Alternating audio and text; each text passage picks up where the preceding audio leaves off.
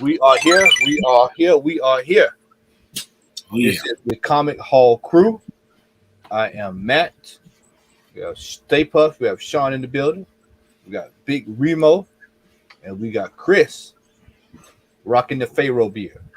Yes, sir. Yeah. Trying to get mine up there, man. I got to just let it stop picking at it now. It's only here for a while. I'm like X. It's only here for my birthday. Come October.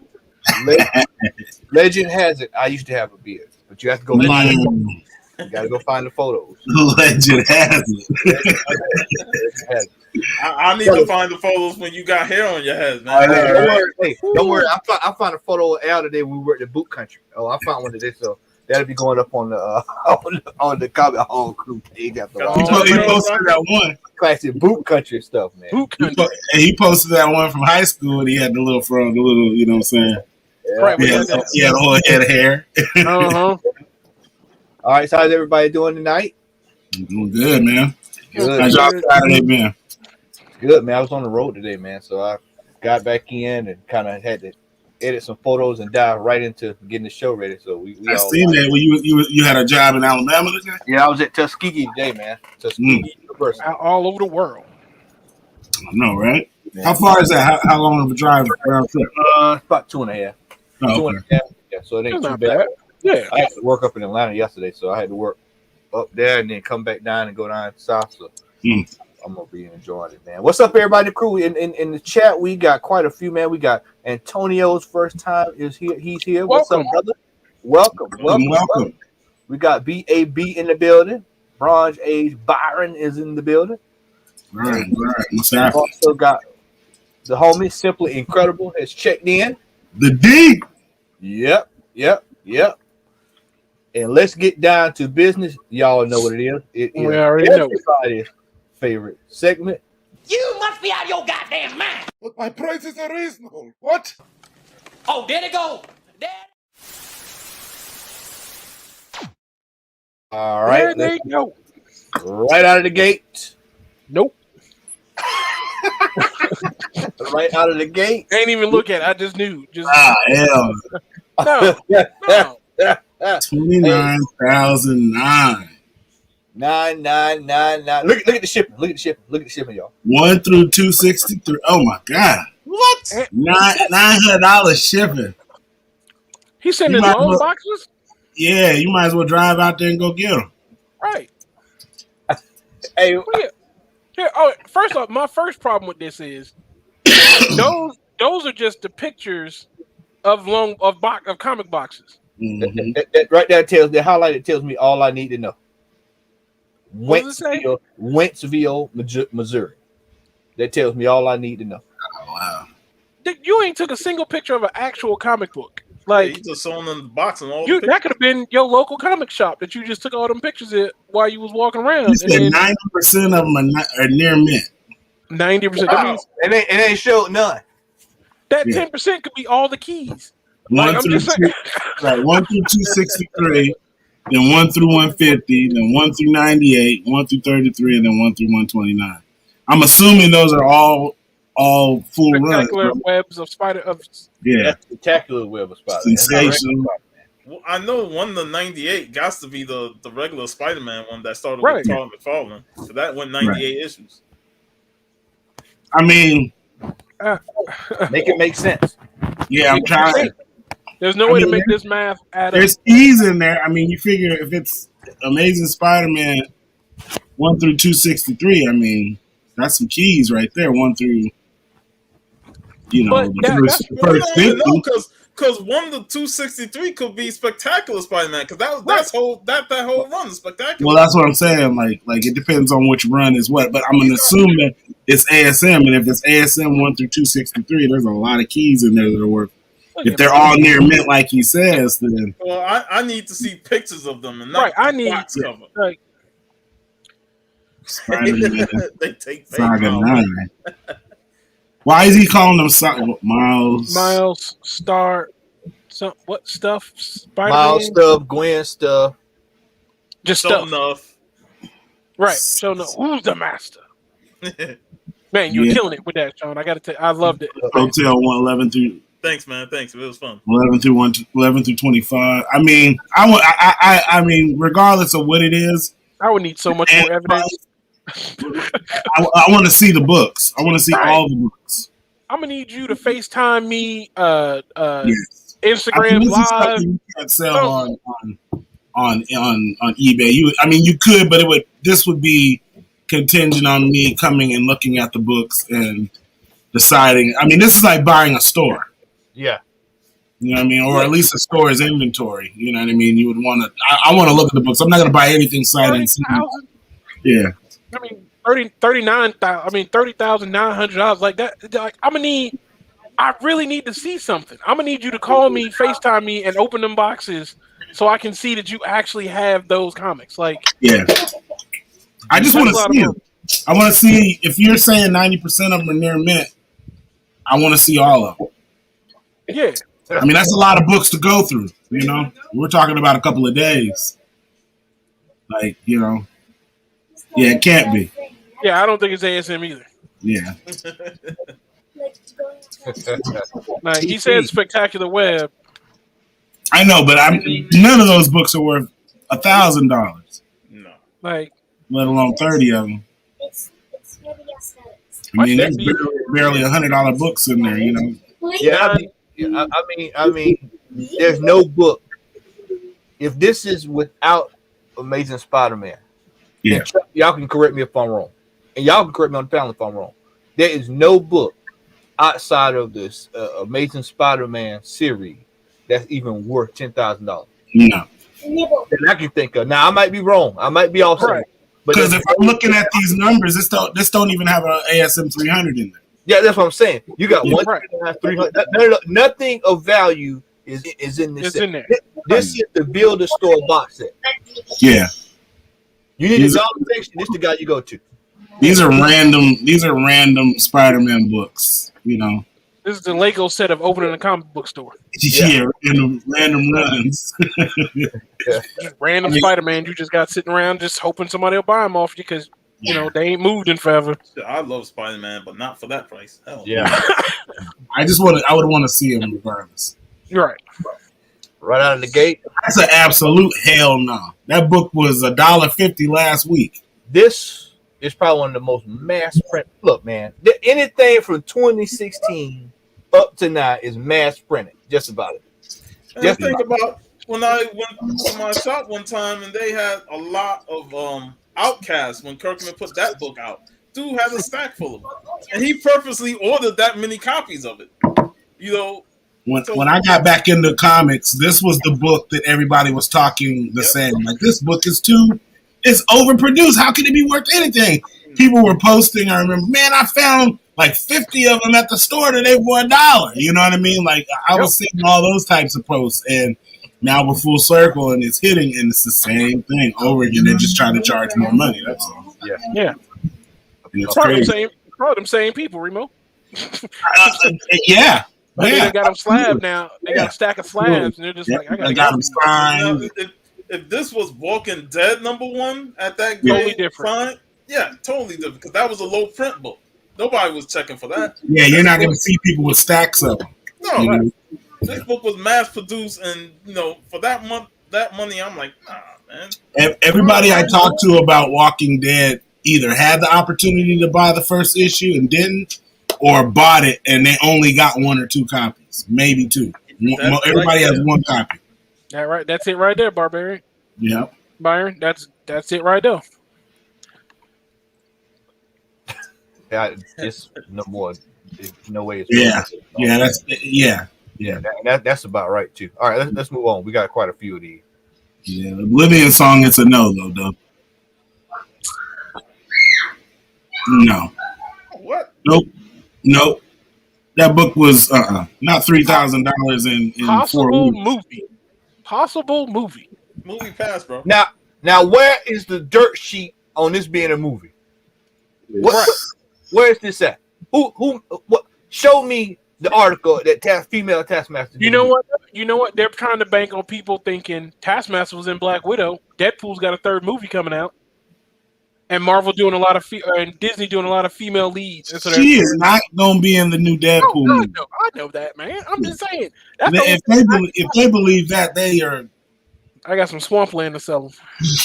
Yeah, I got a landfill over here. There's some perfect acreage to build on. You know what I mean? Like, I got stacks of Spider-Man comics. I can sell you for $30,000. I don't even want to see. I don't even want to see a movie with that female Taskmaster. She's about as dry as fucking toast, man. I'm like, no, toast with no butter. Man, she up there with Maxwell Lord, man. I still ain't seen it. I still ain't seen Black Widow yet. She up there with Maxwell Lord, man. She right there, boy. Naked with him, boy. He just got annoying that the movie kept going on, man. This right here is this is somebody who has the book. Ridiculous specs. Yeah, they just have it graded and they're trying to cash in right quick. Non-reasonable speculation. Yeah, this is throwing it at the wall, seeing if it sticks. Oh my God. $95,000. First analyst and Franklin Richards. Man, I paid $1 for this at about 2 months ago when me and Al went to the half off sale. Yeah. I've got two. Matter of fact, I've got 3 of these. I guess I need to cash in. Mm-hmm. Apparently. A 9.8 and that probably isn't this a square bound book? Yeah. This is about you can see the square bound right there on the edge of the book.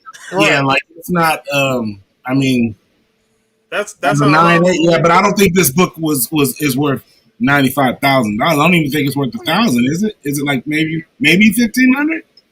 Man, I'm going $250 on the book, like on this right here. Yeah, I'd have to look. I have to look at. Let's see. Man, that's I don't think, I'm not even sure this is his first appearance. I might be wrong. I don't think this is his first appearance. Isn't this the first appearance of like? I think it is as a baby or something like that. And then I can tell you that it ain't worth $95,000. No, not at all. Not at all. There's other books that are. I mean, there's what books are worth $95,000? It can't be an annual. I'm looking at one on my wall. Batman was the Batman #1, Detective 27. Those are worth $95,000. In 9.8. That is not the first a 9.8 in there. Y'all need a book that's worth $90,000. I got one for you. Hold on. That is technically that's not his first appearance. If you ever need a reference to a book that's worth $90,000, there you go. Yeah, I probably bought a Hulk before I bought this. Franklin Richards' first appearance was as the superhero / Power Pack member Tattletale in Power Pack number 17 in December of 1985. All right, who that's in the building? Yeah, I couldn't quite sure if that was the first appearance. I don't see. There's no way it's $95,000. What's the notes on it? Like, why the no on the slab. Oh, the slab. Hold on. Yeah. Okay, so this is the first appearance of Nihilus. Okay, yeah. It says birth of Franklin Richards. Okay. Who that? You got one? I got 7 of them. He said $40,000. So I mean, that's more than I was. Yeah. I mean, I just know that this book just took off again, and it was maybe like $100 book. Remo, this one of these books that would be on what is it that flip side do? What is it? What's the one that they do where they pull up the card? Flip side. Yeah, this is one that you will hold up the nope. Yeah. Nope. No, I mean, nobody would have picked this book. I'm sure, like not for that. I mean, not for that price. No, I'd be paying. I mean, this is ridiculous. This is. I mean, come on. I mean, what do I care about a nihilist? Like, he ain't. I mean, this is not a book. I mean, a fantastic. It ain't Dr. Doom. But I mean, an FF1. You know what I'm saying? Like, exactly. 9 would be, something you would probably, if it was going to be a $95,000 book, it would be that, not the annual number 1. You know what I mean? Like, I thought Annihilation was a solid villain during the Annihilation storyline in the 2000s, but he ain't worth 95,000 for his first appearance. No. Yeah, this is just an accident. That was a mistype. Gotta be. That was a typo. I mean, I didn't get that pop, but I'm not gonna Walgreens exclusive, very hard to find. I got a Walgreens on my corner. I need to go over there and ask him, like, hey, right. You got one of these in the back? You forget to put this out? I need it right now. Because it was just recently. I was hoping X was on. I want him to see this. I love the Taskmaster, but no, man. That's not even... They want $1 million down there. For a pop.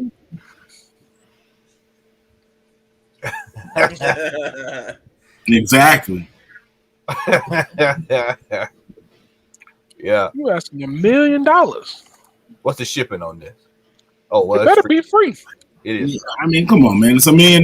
It better not be free. It better be $1,000 to be insured for $1 million. You know, you better be dropping it off. Yeah. Can I get it hand delivered at that price? Yeah, I'm paying $1 million for that. You're gonna fuck it up in transit with standard shipping. Boy, what? And you better fly this bitch out to me and hand it off on the runway. Like, here you go, sir. Inside of a suitcase, like, here you go, sir. Thank you. What? That's I don't even. Bat Hound. I got some good ones for y'all tonight, boy. I got some good ones. $1,000. Box might have slight wear, but I want 24 racks for it. Right. Free standard shipping. I mean, you can look at the box right here. Look right here. Look at that. Right. Yeah. Like what? And it's creased. That box has been pawed. Mm-hmm. It's been open. Hey, it's been open and they put it back. Uh-huh. Yep. I'm just gonna leave Jason's comment up there because that fits perfectly with this thing. Then he follows it up. Ace the Bat Hound. Like, hey, who that is? This worth $24,000? He just messing with him. They more than slow, man. They too fast is what it is. They trying to get over. They ain't nobody checking for no damn Bat Hound. Just because Ace the Bat Hound gonna be on the new crypto show. I don't care. That don't make it worth 24 stacks. If my kid had 24 stacks to blow and they blew it on that little pop, I'd slap her upside her head. Man, you don't know? Like, you spent 24 grand on that? Hope Ace will keep you warm at night. Get out of here. Now, what is the reason for this? Batman Collector Dimensions 2. See, I don't know this book, so I mean, 50,000 was a lot for a modern age book. Collects Batman Adventure 7 to 12.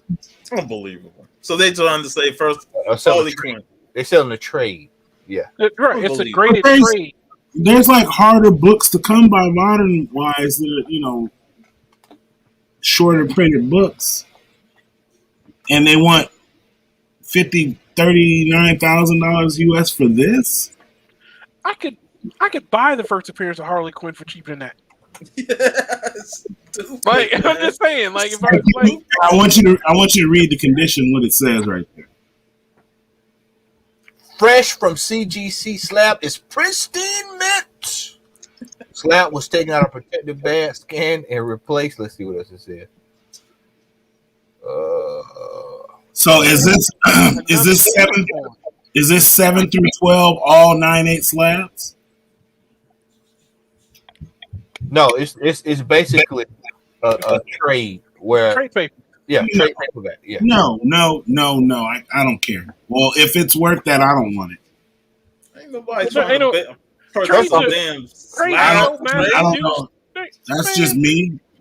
I'm not. I didn't even know you could get a trade slab. Like that's a whole different thing. Like this is probably one of those books that like a timely or something. Yeah.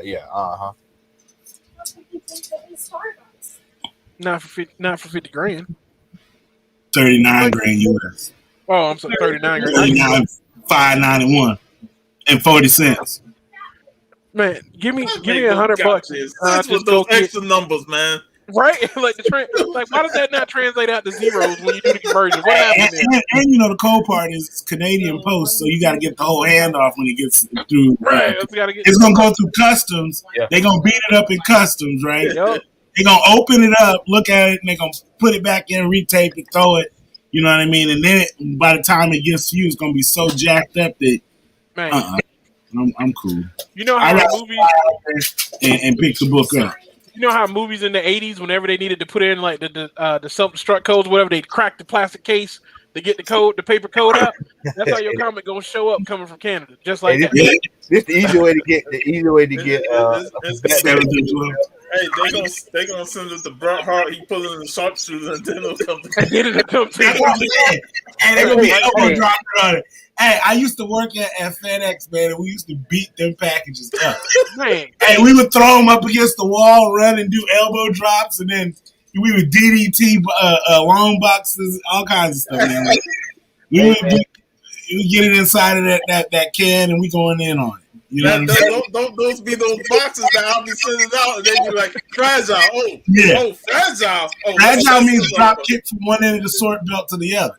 Hey, catch this! Boom! Hey, it says fragile. I know. In the post office, I work post all those parcels, and you just throw them in the bins. Just toss them. Yeah, frisbee. It's frisbee. Hey man, Sean said Bret Hart would put it in the sharpshooter. I say after that, then they run it through the Canadian Stampede. Exactly. And then they go drop it off. Like, here you go. Your package may have been slightly damaged in transit. Yeah, in transit. Let them know that off top, though. Oh, hell no. What? Batman. Trading cards? Sticker set. Yeah. So it's a sticker of the first appearance of Harley Quinn in the set. I mean, no. I don't know enough about the card, but maybe that's a deal. No. I know these no number. Man, you can go to you can go flea market hunting. You'll find that. You'll find these cards. You might find the whole set, though, right? Yeah, you probably find the whole set. I'm not making this up. Yeah. You know what? Yeah, I bet you could go to Oxford because man, Oxford always has. They got all that stuff tucked away in the corner. I guarantee you can go up to Oxford and buy a CD for like $200 and just get the whole set and be done with it. Okay, so but I'm saying $500 might not be outlandish. It might be something you can mark it up to. Yeah, if you're trying to make a serious profit, right? That's what I'm saying. Like, if somebody ain't know better or they can't find it, like they might be willing to spend. That card is not graded. No. That card needs to be graded. And then maybe if you want to go that route, you could. Yeah. But not like that. Not naked like that. No. Yeah, no.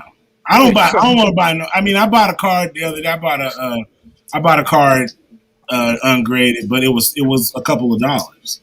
Yeah. Right. Exactly. It wasn't like it was, and they weren't saying, "Oh, it's gonna." I mean, it's a perfect condition. I mean, I'm sure it ain't a 9 or a 10, excuse me, but they weren't professing it to be, and I paid a fair price, and I still think it's in good condition. You know what I'm saying? It's gradable condition, so. All right. Not in the hundreds. Don't be all up in my pockets. Let me get some. Leave some meat on the bone. Shit. All right. Next up, we have. Oh, let me get this comment here. Let me double check my comments. Anything new? Nope. Let's take that down, and let's move on here. Let's get ready for the next segment, which is.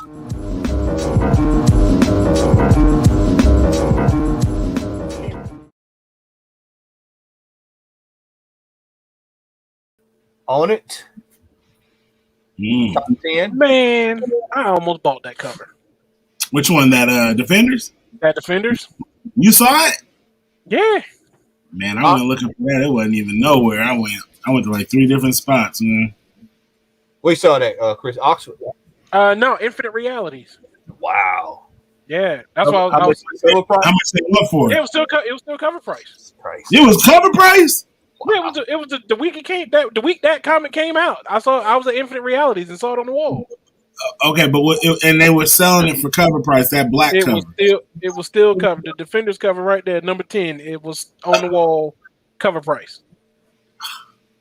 Oh, wow. I would have grabbed it just because it was Silver Surfer black.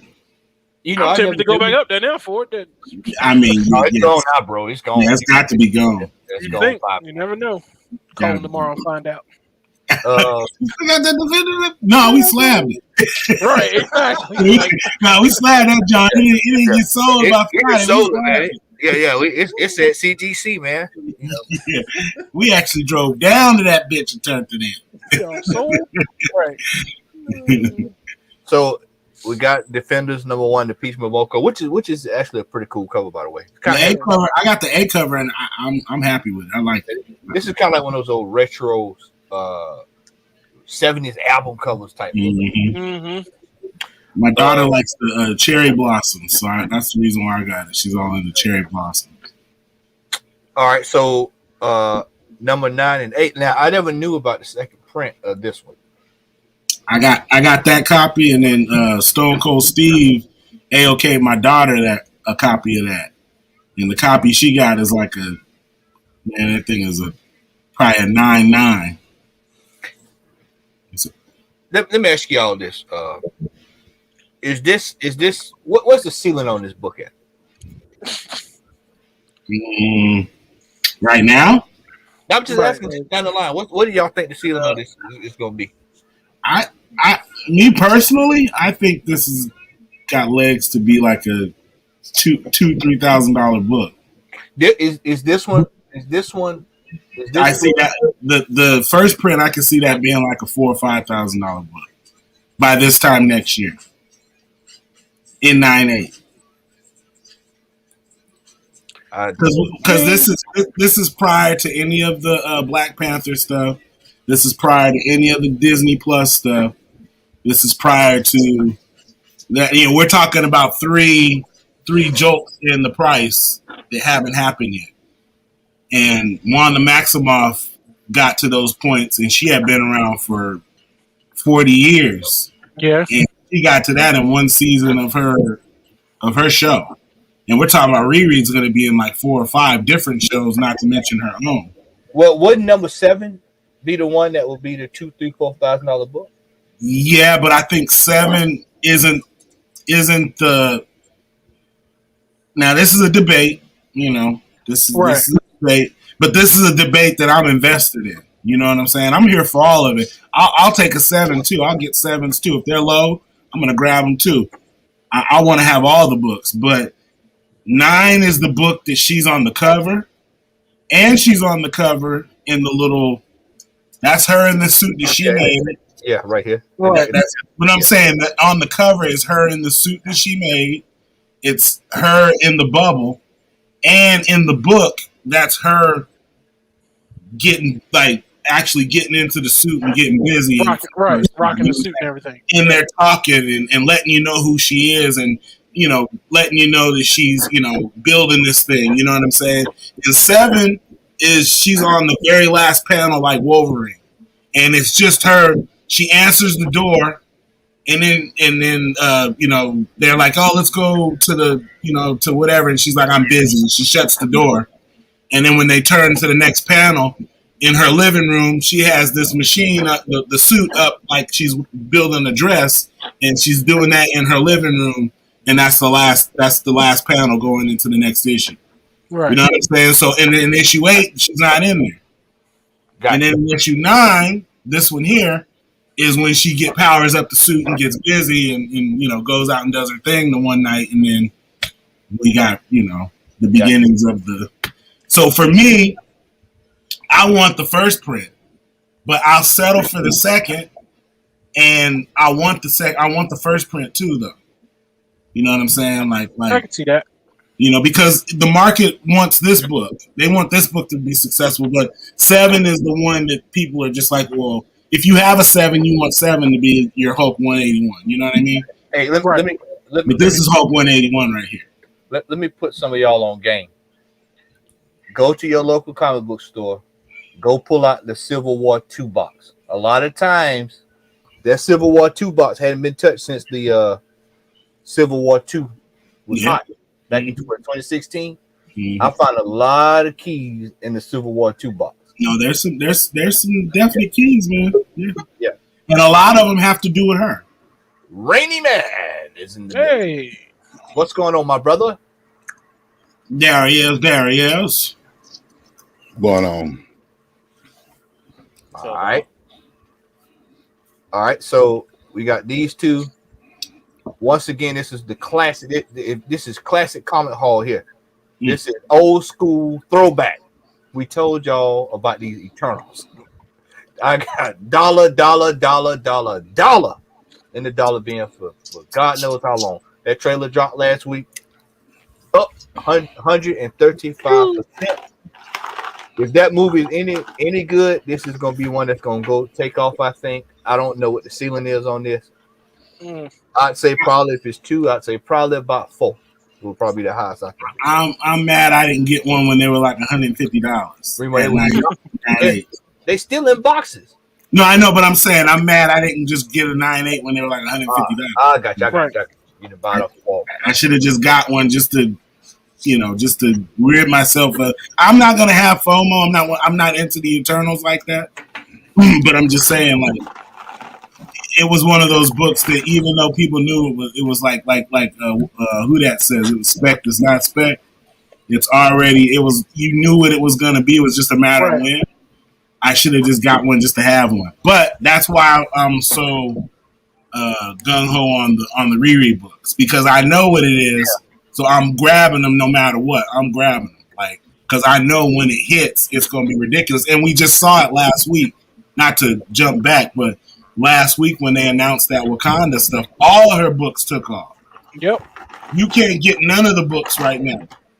Like, you can't get even her run. And what Quiet is Kept, I think her solo run are the books that are going to be the ones you're going to want to have. If you can get those solo runs, because that has, the first appearance inside of the her Ironheart armor. You know what I'm saying? Then it has her dad, who's in the 10 Rings. Yep. You know what I mean? And a couple other characters. Is when she meets Shuri. Like, that run has more keys than these other books. It's less confusion. You know what I'm saying? And the print run was low. It was a low print run on those. So if you find them in the dollar bins, which they're still in there, and back issues, whatever issue you see, clear it out. Clear it out. Just take them all. 1 through 12. And the later issues are worth a lot. 9 through 12 are worth a lot. The first couple are all right. They're the number 1 through like 8, 9 through 12, you want all of them. Because then by the time you get to 12, it's the end, and that issue was not even hard. Yeah, but it wasn't ordered heavily, so you know what I mean. They're all low print. And they talking depending on how Shang-Chi does, not to jump ahead possibly, but the rumor going around is that depending on how Shang-Chi does, the Eternals may get pushed back from its release date. I've heard that too. I've heard they were talking about pushing it to like December, January. So they may be like Black Widow and they missed the hype train on the Eternals. I mean, when they posted that trailer and everybody took to it to like flies on stank, they should have been releasing the movie like a week or 2 after that. Right. Like, it should be coming out on the 3rd instead of Shang-Chi. Like, Shang-Chi should have already came out. Like, the reason why they talking pushing it back because they got these 3 movies jam-packed in the fall. Yeah. With Eternals, Shang-Chi, and Spider-Man. We'll talk about Spider-Man soon as well. But and they have to put those out. Yeah, and normally Marvel like to space their movies out. If anything, they'll have 2 movies, the most be close to each other. But when you got 3, it's almost like they'll be almost competing with each other. Exactly. Yeah. All right, we're gonna slide up here. Miles Morales Spider-Man Annual. I like that look. I just kind of like that old rustic look to it. I'm so mad. I had this in my cart from my LCS, and I went to push buy, and I wasn't logged in under my account, so I would have had to fill out all this stuff on my credit card. So I went back to my PayPal and I logged in so that I could be logged into my account. And when I went to push buy it, it was sold. Damn. I was so hot. I was pissed for like 4 or 5 days, man, because I knew this book was going to be this. Another book that was a dollar bin special on the classic dollar bin $5 holler committee. This is Marvel Superhero Secret Wars #1. I find this all day. So concerned with Secret Wars 8, they didn't bother grabbing 1 when it was Exactly. just as important. Mm-hmm. This is a $1 book, man. I get this book for less than $10 every time I see it. Al, you shaking your head, brother. Man, this is stupid. Hey, man, dollar bin fodder. It's been there for years. Nobody wants that book. I used to pick them up all the time. If I saw it in dollar bin, if it was in decent shape, I grab it. That's why I say I don't spend more than $8 on this book. I see it in the bins too much, and I just grab it. If it's a nice copy, I grab it. Yeah, I mean, you know. And usually it's at the end because I'm like, I already got a stack of books. Okay, I'll get it. Fuck it. Ironheart #9. That's the one I'm talking about right there. Mm-hmm. It was hard to find before it got hot. It was hard to find. I thought the day it came out. I remember just going to the store, picking it up. It was sitting right there. Just picked it up, all I do. But I'm saying, I think people bought it when Ironheart, or not Ironheart, but when Black Panther came out. I think a lot of people bought it because it was already a hard book to find because it wasn't printed very heavily. So a lot of people, it's one of those covers that people just bought. And I got between at the house, I probably got 3 runs of this Ironheart, and it was always the hardest book to find out of all of them. Invincible Iron Man #9. I'm sorry, #1. I mean, this was this book is just her when she gets her armor. Armor. Yeah, this was a no-brainer. When this book came out, shout out to TC. I mean, we ordered, and I'll tell you, we ordered down there all the variants for this. Yep. So now this is another one like 9 and 7. So 1 and 3 are similar because 1 she gets the armor, but she's not in the book. And then it says on the cover, introducing Ironheart, right? But then in 3, she gets the armor. And if you read in there, AI Tony Stark even suggested her name be Ironheart. You know what I'm saying? That's when he gives her the name and all that type of stuff. You know what I mean? So it's another issue of which one do you want to? Because there's a second print of this also that's goes for bananas dollars. You know what I'm saying? It's all about what you're willing to spend it on for which cover you want to get. I mean, there's options. You know what I'm saying? You can get 1 or 3, or you can get second prints. Like this, it depends what you want to get. But this whole run is just her. So you know what I mean? Her and AI Tony Stark. Right. Passive aggressive. My LCS. I'm sure if they got it, we'll never see it until it's graded. It's not. I'm so over a bad idea over there. So, and of course, I mean, rounding it out again is Batman Urban Legends #6. This seems to be a hot book. This is back-to-back weeks. This has been #1.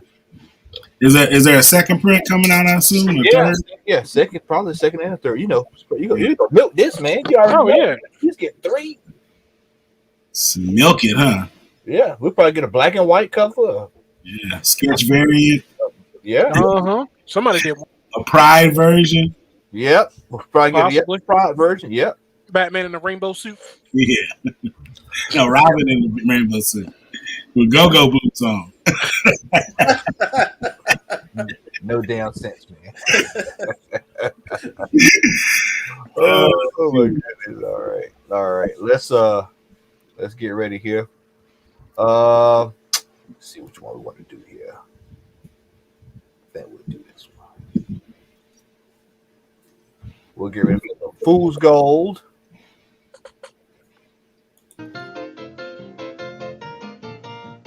Here, Pierre, weigh this up. Yes, sir. And keep your thumb off of them scales, or I'll blow it off. She's pretty small. $10. $10?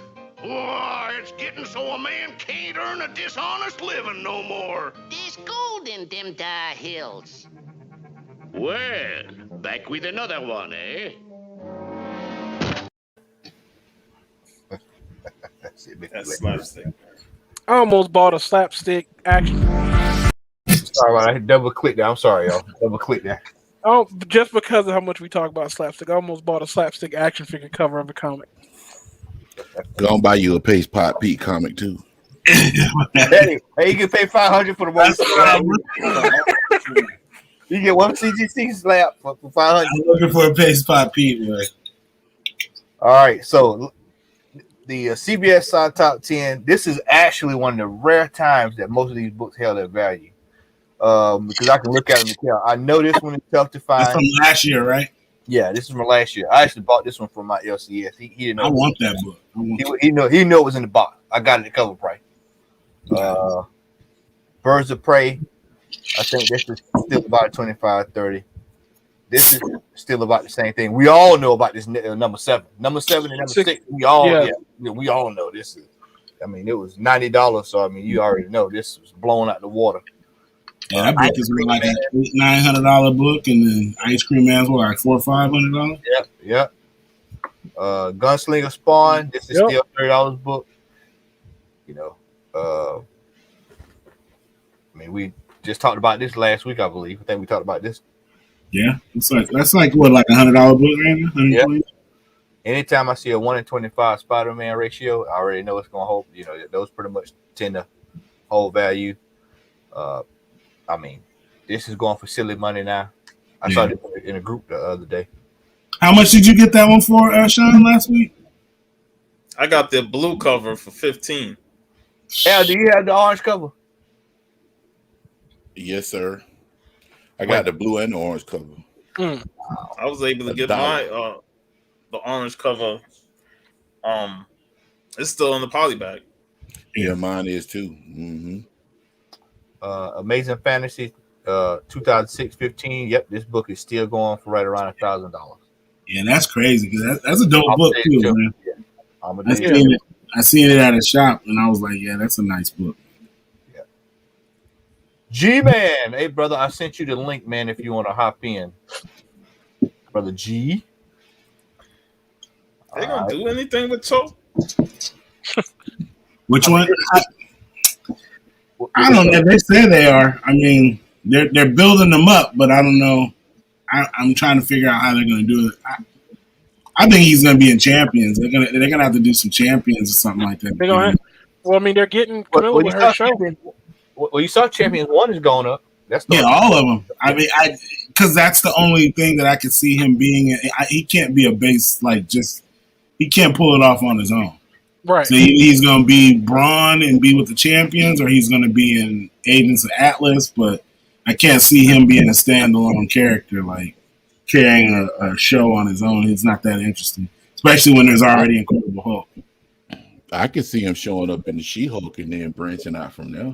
Yeah, that. Yeah, I mean, yeah, absolutely. But I want to know how. I mean, I know his mom was in what show was she in? His mom. Was she on Agents of Atlas? Not Agents of Atlas, but she wasn't in S.H.I.E.L.D., was she? She may have been.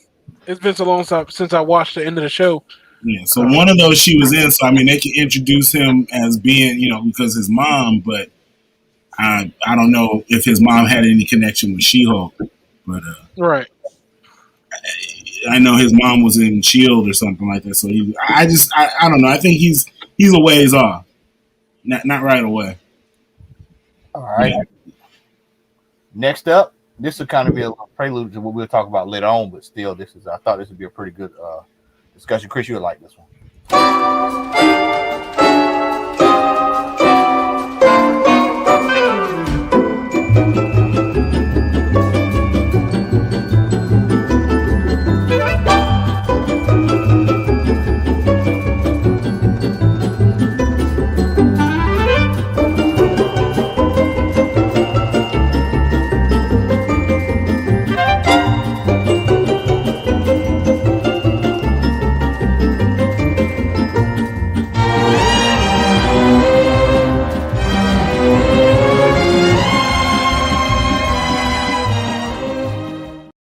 Shine Bone. Shine bones are everywhere. All right, so the book that I chose for this week's speculation is a book that actually I think I talked about it on one of my hauls, if I'm not mistaken. But this is a book that I saw it today, as a matter of fact, when I went to the store. I picked it right on up. It was like $2, $2.50, I believe, something like that. And I was like, shit, I'll just keep picking these up because at some point I think this might be something that might be worth something down the line. Or, you know, something that if you want to move off of it quick, you can. This is, pull it up here. For those who have seen Suicide Squad, then we all know about Peacemaker. And this is Action Comics 598, the first appearance of Checkmate. Chris, we know our DC history. We know what what's the name starts this up. And so we all know that at some point with Peacemaker, Checkmate's not too far behind. So, so I think this is one that G-Man is in the building. Welcome, gentlemen. So I think this is a book that you might want to grab. And I mean, of course, this is a little bit eBay inflation here. Right. I mean, it's less than $20. I mean, this is dollar. Oh yeah. Yes, go through your comic book store, your LCS, go through their Superman, their Action Comics section, and snag up all the ones they got in there, because I guarantee they got at least 2. Yeah. Yeah. So I mean, I think this would be a good book to pick up for like $1 or $2. You know, you see them, grab them. Yeah. You know. So, I mean, remember those old Peacemaker books set in dollar bin for a while, man. I mean, I used to exactly. Yeah, I hate I didn't pick them up. Yeah. I mean, but you wouldn't have known, you know what I mean? Like, I would have never thought that, you know, Peacemaker would have took at least in a million years. I assume it would be anything going forward after the movie, though, either. Yep. All right. Does anybody have any stealth buys? Did you say stuck by? Yep, any stealth buy. You got any stealth buys over there, G? What you sipping on down there, man? You sipping on that yak? I misunderstood. Sipping on this. Beer. This from Trader Joe's, some Kentucky bourbon. There's some coffee and Guinness, actually. Hey, I don't have no stealth buy. Yeah, I got one. They ain't got no alcohol. You said stealth buy. Yeah, stealth. Anything that you snuck up on and stole it for a cheap price. Oh. All right, we got to run it. We got G-Man's got one. We're going to come to you, G, but we must first go with our epic intro done by our own L. Here we go.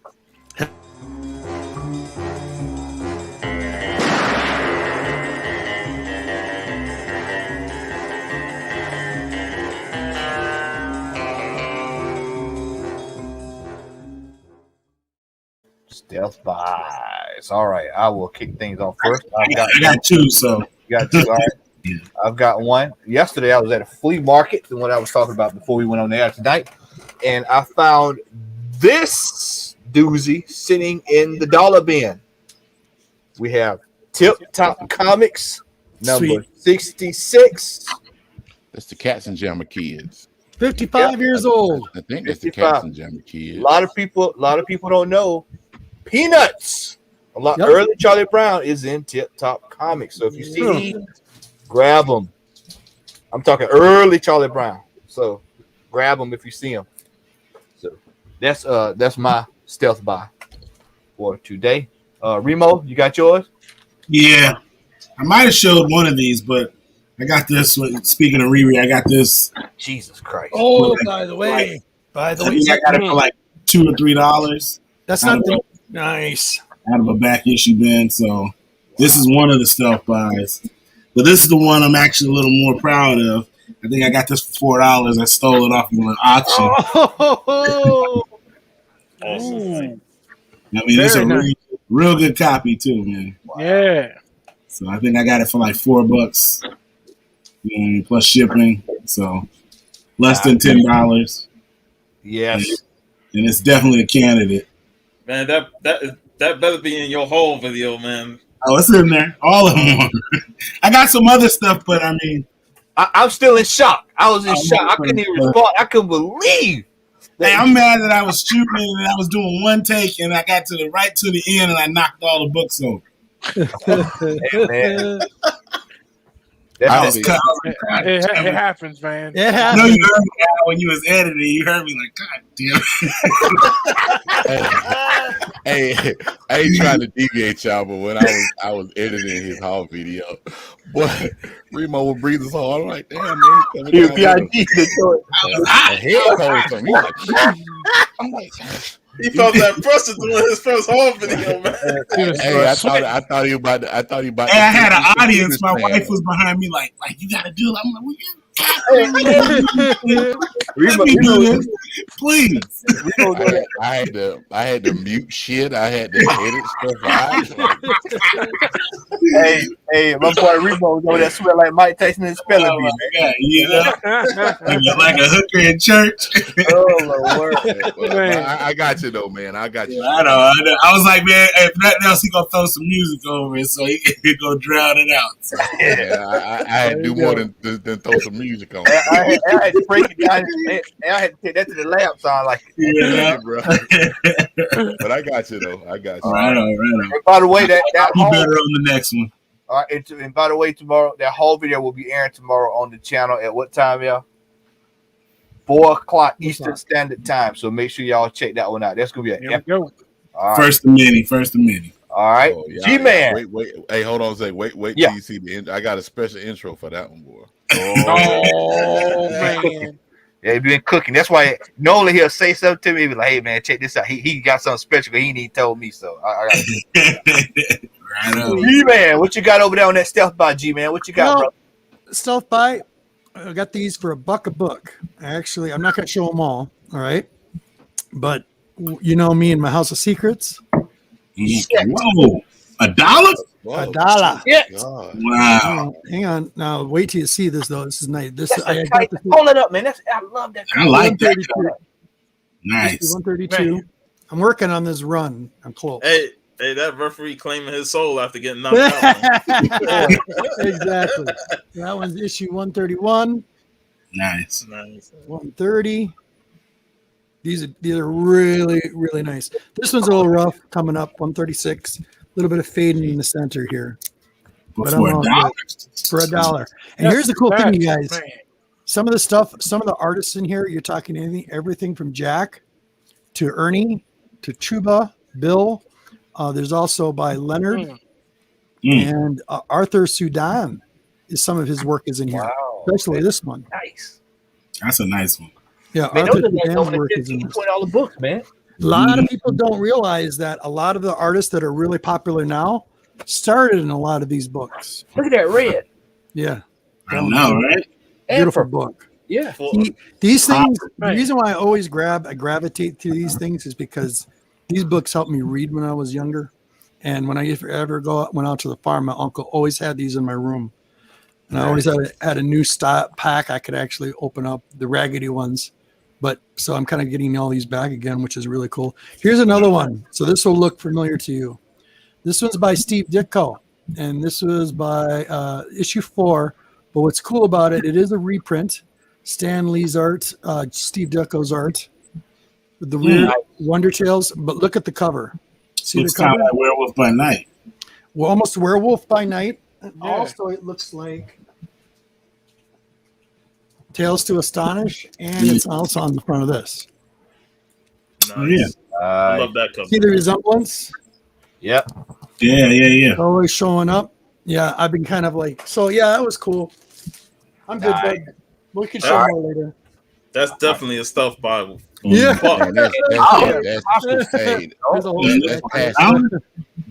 That's a past the stealth buy. That's a Ninja Gaten buy right there. I mean, that's more than stealth. That's sneaking in. That's straight wall climb Ninja Gate. I'm talking Nintendo 1. I mean, you talking about PlayStation 2.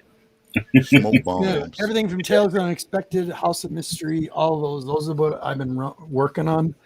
So I'm getting there. You found those locally, or you found them locally? Oh, okay. Oh, that's even better. Really, really lucky. They didn't want them. I'm like, what do you want for them? No, $1 a piece. I went, okay, take them all. No problem. I don't even want to take the time to go through them. Just give them all. I just took them all. You got 50 copies, 51 copies. I said, okay, bye. Oh, damn, shit. That's a steal. Boy, we talk about creeping out the store, man. Yeah, I gotta go. You walk out smiling. I rebagged and boarded them. Rebag and board them. There's a couple rough ones in there, but other than that, they were really nice. Really nice. T-Man jumped in the car like Fred Flintstone. Hey, that was right up my alley, guys. Hey, he looked like the dude on the neighborhood watch sign, man. Oh shit! You know what, man? See this crap? I had a freaking cut right here on the forehead. Hatchback. I hate hatchbacks. You opened I was loading the car. See, I'm an in and out of the grocery store, and I was doing errands with the honey, right? I go, baby, I'll meet you at the car. I'll be 10 minutes. Because you know us as guys, we got a list we get in our hand. We know exactly where to go. Bam, we're done. Done. If I let her in, I'll be there for freaking 2 hours later. Run in there, come back out with a bunch of groceries quick. Oh, hey, you're here. Gave her a tea. Had the hatchback. I forget I didn't open it all the way. Ugh. Whipped her around the corner. Hit the corner. Head just draw blood all over the place. Everybody's like, what happened? Yeah, it's like a horror story. And she's freaking out. You know that guy hit me in the head, man. He took off running. Yeah. That sounds like it could be a low key House of Secrets cover. Yeah. It does. Oh man. Attack the hatchback. All right. Next up. Got a new book.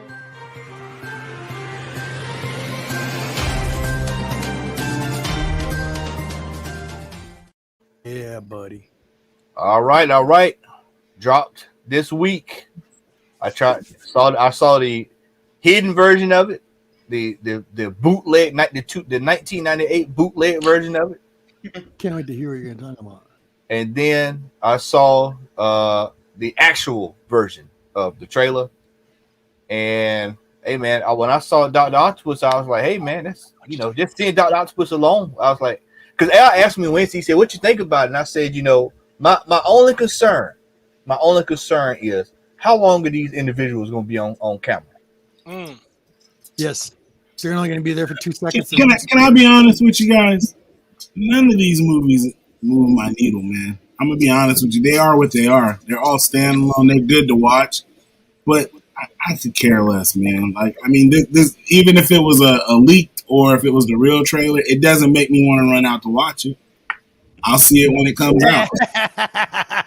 Hey, Remo, you sound like a dude at my job when Black Panther came out. No. I'm gonna say this. Hey, put it back on me, man. Put it back on me. When Black Panther came out, all the black people going out to see the movie and stuff. So I'll talk to a brother at the job. He's like, "Yo, man, you gonna see Black Panther?"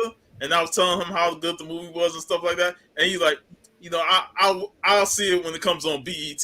I was like, what the fuck? Wow. No, but I mean, to me, Wow. like to me, he's not the Spider-Man they have. Like, I watched parts of the last one. I didn't even watch the last one straight through. It's not enough for me. Like, it's not, the character himself isn't, like, Spider-Man isn't, like, to me, like, I don't know. I like him better in the comic. You know what I'm saying? Like he's not, to me, he's not the screen stealer that, Didn't we do Doc Ock already? Yeah. The same Doc Ock from the Spider-Man 2. Yeah, it's the second one. He's returning. Yeah.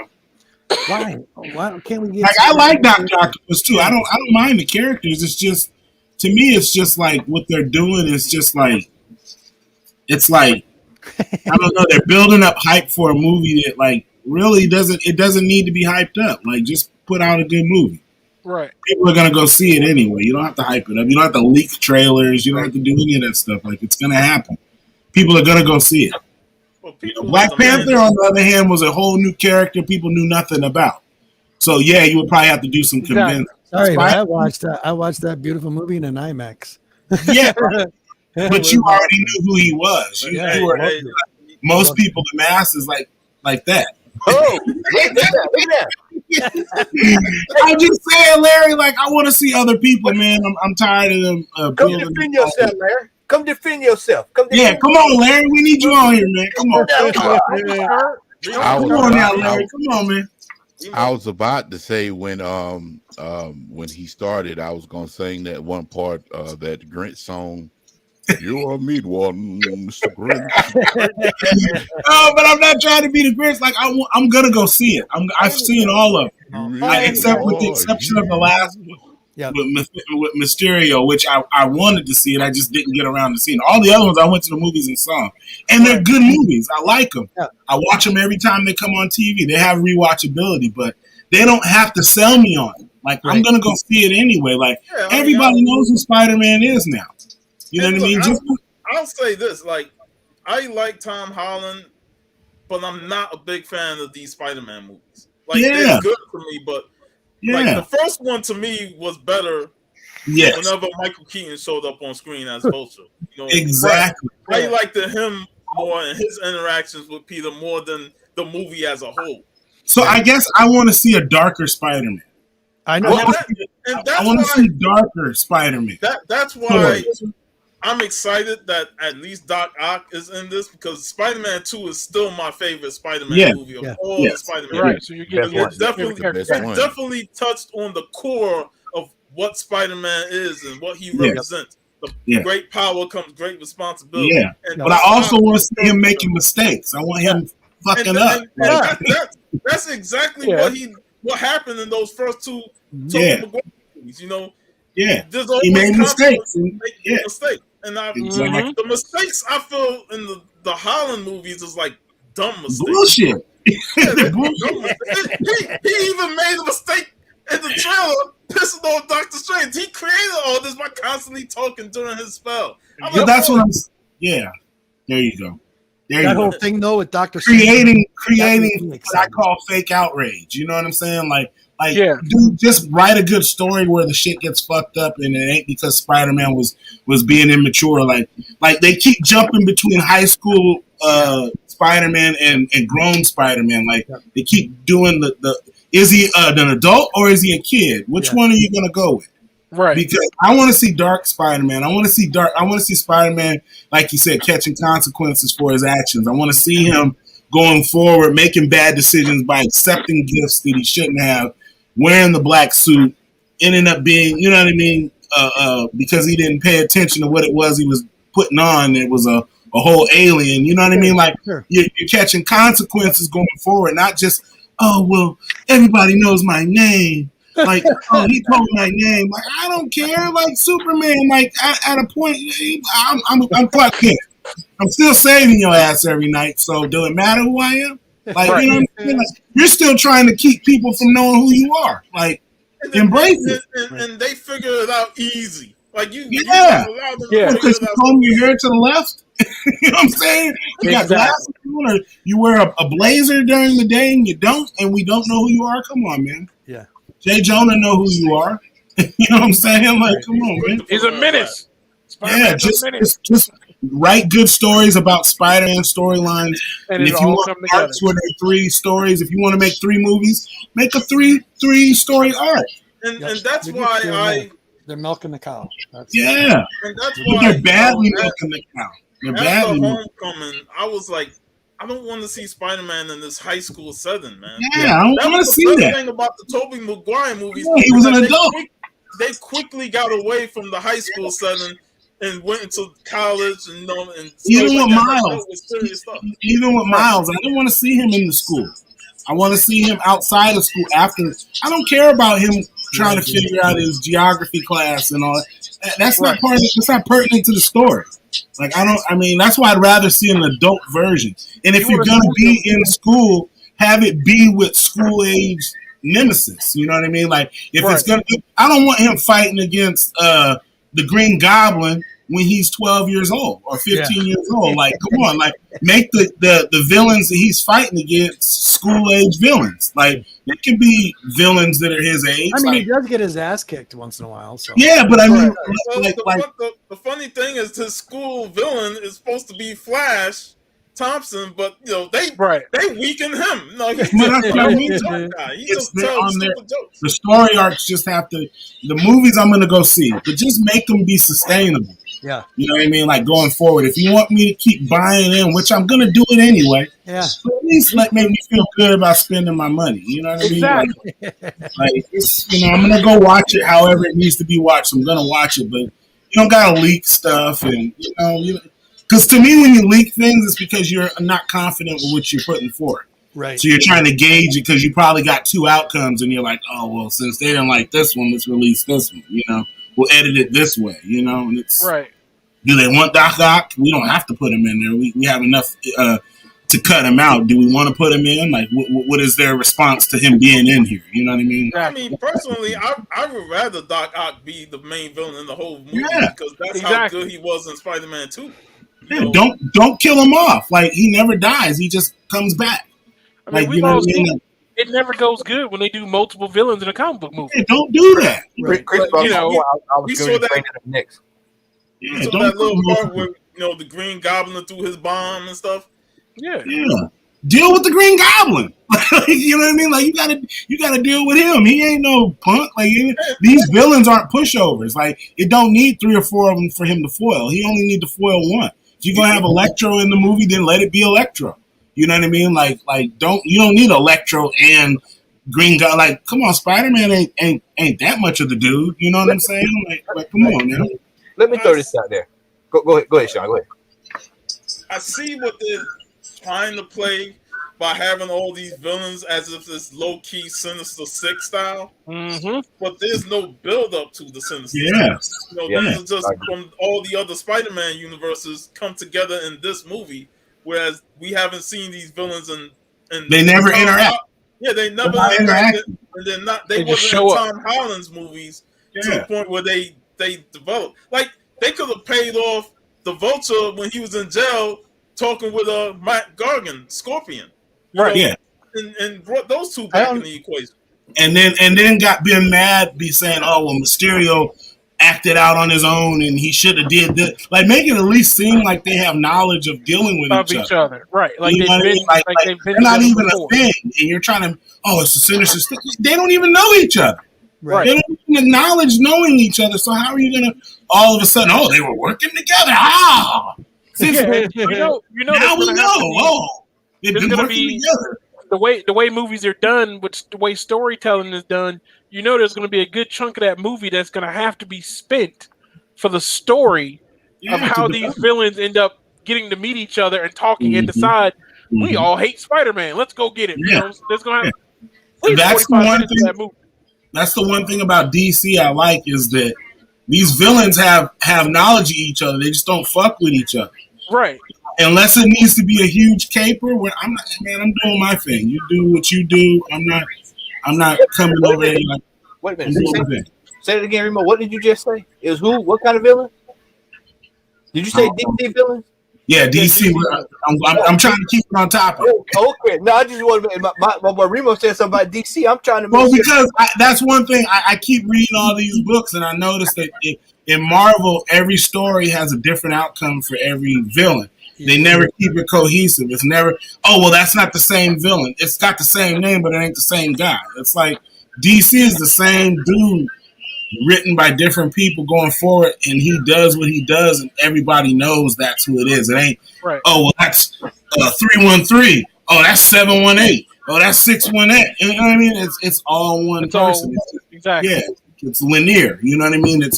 It's not all this mumble around. Like, if Darkseid shows up, right. If Darkseid shows up, there's only one Darkseid. There's one Darkseid. It's written by different people. There's one Darkseid. Right. G-Man, you had your hand up there, G-Man? No. Oh, okay. No, you're good. You're good. Yeah. I was a green. Well, I'm gonna have to ride with Larry on this one. Like he said, in the comments. I mean, like he said in the comments. I mean, me and Larry like-minded, even though we don't agree with that Captain Marvel thing, but that ain't Captain Marvel and Marvel. I'm just telling you, Larry. But anyway, Can I show you some Spider-Man love, Matt, in a second? What's that? I want to show you a pre-order I ordered months ago that I'm still waiting for. And it's an Iron Man book, and it's a Spider-Man on the cover. If you guys haven't seen it, it's fire. All right, we'll come to that. We'll come to that before we speak to next. But we're all talking about Spider-Man, and it's a Spider-Man cover on an Iron Man book. Oh, I know which one you're talking about. Yeah, I think that's what I put in the group. Yeah. Go ahead. I'm trying to see if I still ordered it. 8 copies I ordered in that book. All right, yeah. Yeah. But as far as it goes, I don't forgot what I was saying. No, you talking about the You were agreeing with Larry. Larry. Oh, okay. All right. But yeah, I was in reference to the movie itself. I mean, it's a multiverse movie. I mean, the common denominator gonna be Spider-Man. So I mean, they dealt with Spider-Mans in their own different realities. So I mean, they don't need to go to Golden Corral or Red Lobster and sit down and say, well, what is your experience with Spider-Man? Well, he caused me to become a lizard in my continuity. How about you? Well, I was doing an experiment with some metallic arms, and them shits fused to my body. Like, they don't need to do that. Spine. Like, if the foil is Spider-Man, then I mean, that's what's gonna bring them together. They don't need to bond over. I know, but I want to know ahead of time that this is what's been going on, as opposed to you just throwing a bunch of characters out there when he can defeat each one himself. They need to at some point say, we can't beat this dude, so we need to get together. And I want to see that. That's all. Before all goes on, I like that'd be a cool concept, because remember that Batman animated series episode where they all got together. Almost got him. Almost got him. They was talking about how they it was a round table. Hit him with a rock. Hit him with a rock. I mean, they made a actual tabletop board game from that episode, based off that episode. Yeah, I mean, because that's epic. That's epic. You're getting all of them in one place. Like, hey, man, we gotta, like the gangsters used to do. Al Capone would get all the man. We gotta stop Elliot Ness. This dude's killing my business. He's killing your Prop Joe. He got everybody together. You know what I'm saying? We need to. You know what I'm saying? Like, I want to see the meeting of the other evil people and say, man, this is what we're gonna do. Not tell me the story, but at least show me them getting together and the door closing or something. I know they're working together. Remo, I have to say one thing about the preview that I enjoyed the most was seeing Doctor Strange in it. Yeah, no, actually bringing it into the fold, the multiverse thing. Yeah, that got me excited. That part, I liked everything about it. I just, I mean, that part, I get where you're coming from. Don't sell me on it. I know this is coming. Yep, I'm ready for it. They're just doing this. Show me something I'm not expecting. Don't show me what I'm not expecting to see. But I don't need to see that. Like, I would have, if they could have showed me this the week before it's coming out, I'd have been like, oh, cool, all right, I'm gonna go see it anyway. Yep. But don't it's leaked. That's what you leaked. You leaked that? You want the hype? Like, come on. It could have been something way better than that got leaked. I would rather wait till the movie comes out to see the other two Spider-Man, like Tobey Maguire and I think that's what they're not showing us, and I'm cool with that. I'm cool with that. But don't sell me fish telling me it's chicken. Like, like everybody was asking, where's the Spider-Man trailer? Where's the Spider-Man trailer? Like, you bitches gonna go see the movie, so shut the fuck up. I don't need to see a trailer. All you got to do is say the title. I'm like, I know I'm gonna see it because it's Spider-Man. It's the MCU. Yeah. Exactly. Oh, come over here, Larry. You over here side busting. Come up in here. Come on, Larry. Well, we need you. Come on, baby. I want to see what books you bought anyway. I know you got some fire for the last few weeks. Come on up in there. I know for a fact he got fire. I know he do. He been trying to hold out and not show us nothing. Until, I found this in the back issue. Yeah, show us some shit. Come on. Yeah, but like I said, even if they ain't showing everything, I'm like, you already know I'm there. My ass gonna be in the seat. Yeah. I'm gonna be watching the movie. Yeah. So I'm gonna watch it. Yeah, like this could be the only trailer they show. It's like when Black Panther, we talked earlier, when they showed the first trailer, that was it. I ain't even watched the other trailer. We're gonna see it. We're gonna go see it regardless. We're gonna go see the Wakanda forever. We don't even know nothing about it. We still gonna see it. I'm gonna go see it. This is Black Panther. I'm gonna go see this movie regardless, and I'm excited to see the roles of Toby. Absolutely, because I think they're gonna do it well if they bring all the other Spider-Man in there. It's a multiverse. So they can be in the same place at the same time. That's going to be dope as it is. Yeah. You know what I mean? Iron Spider-Man with Tobey Maguire with, you know what I'm saying, with this. I want to see all that. I'm here for it. You know what I'm saying? I'll probably get hype if we see a little appearance of Spider-Man 2099. I'm like, shit. Exactly. Yeah. I'm hoping to see Miles' uncle.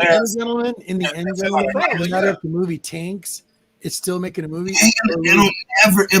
I know. That's like, here's the bonus part. All of us Spider-Man lovers, they got all those nice books. Just keep going up. Keep going up. Every time a movie gets out, the hype goes up. Yeah. Happens every time. So this book you were talking about, what rang a bell is when you were talking about how they keep like convoluting the stories, Remo, back and forth. And it's funny, when I seen this Iron Man issue 12, actually, I didn't see what the artwork was. All I did was read the titling, and in it says Iron Man is a long way from Earth, and now he stands on the decks of Galactus' warship. Deep space through he doesn't see face to face the world eater himself. It's this time around he certainly has to deal with the ship, most brutal lethal defenses. Right there, that sold me. When he's talking about Galactus, and then he's talking about Unicorn Blizzard. Do you want to see the cover of this book? Now I've seen the cover. You want to see the cover? Let me show you the cover. I'm going to share my cam. Hang on. This is cool. And there we go, bud. Should come up. Why are we blinking? Yeah. There it is. That is.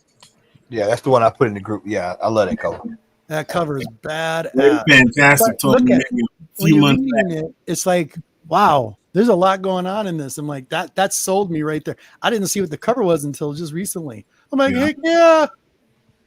Now, Lady Fantastic, she emailed me maybe a couple months back, and she was like, I don't know if you heard about this. She's all, but this is coming out. You might want to put in a pre-order now before they sell out. And I was like, okay. I went and pre-ordered it with my LCS, and I just been waiting. Yeah, me too. I've been waiting patiently too. All right. Next up, What If? Oh, yeah. Chris, have you seen New What If? Yep.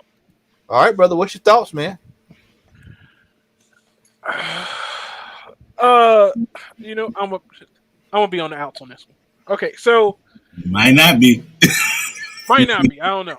I know Larry ain't gonna be happy. So on the whole, I like the What If show. The premise of the premise of the 3 episodes we've gotten sound good on paper. Yeah.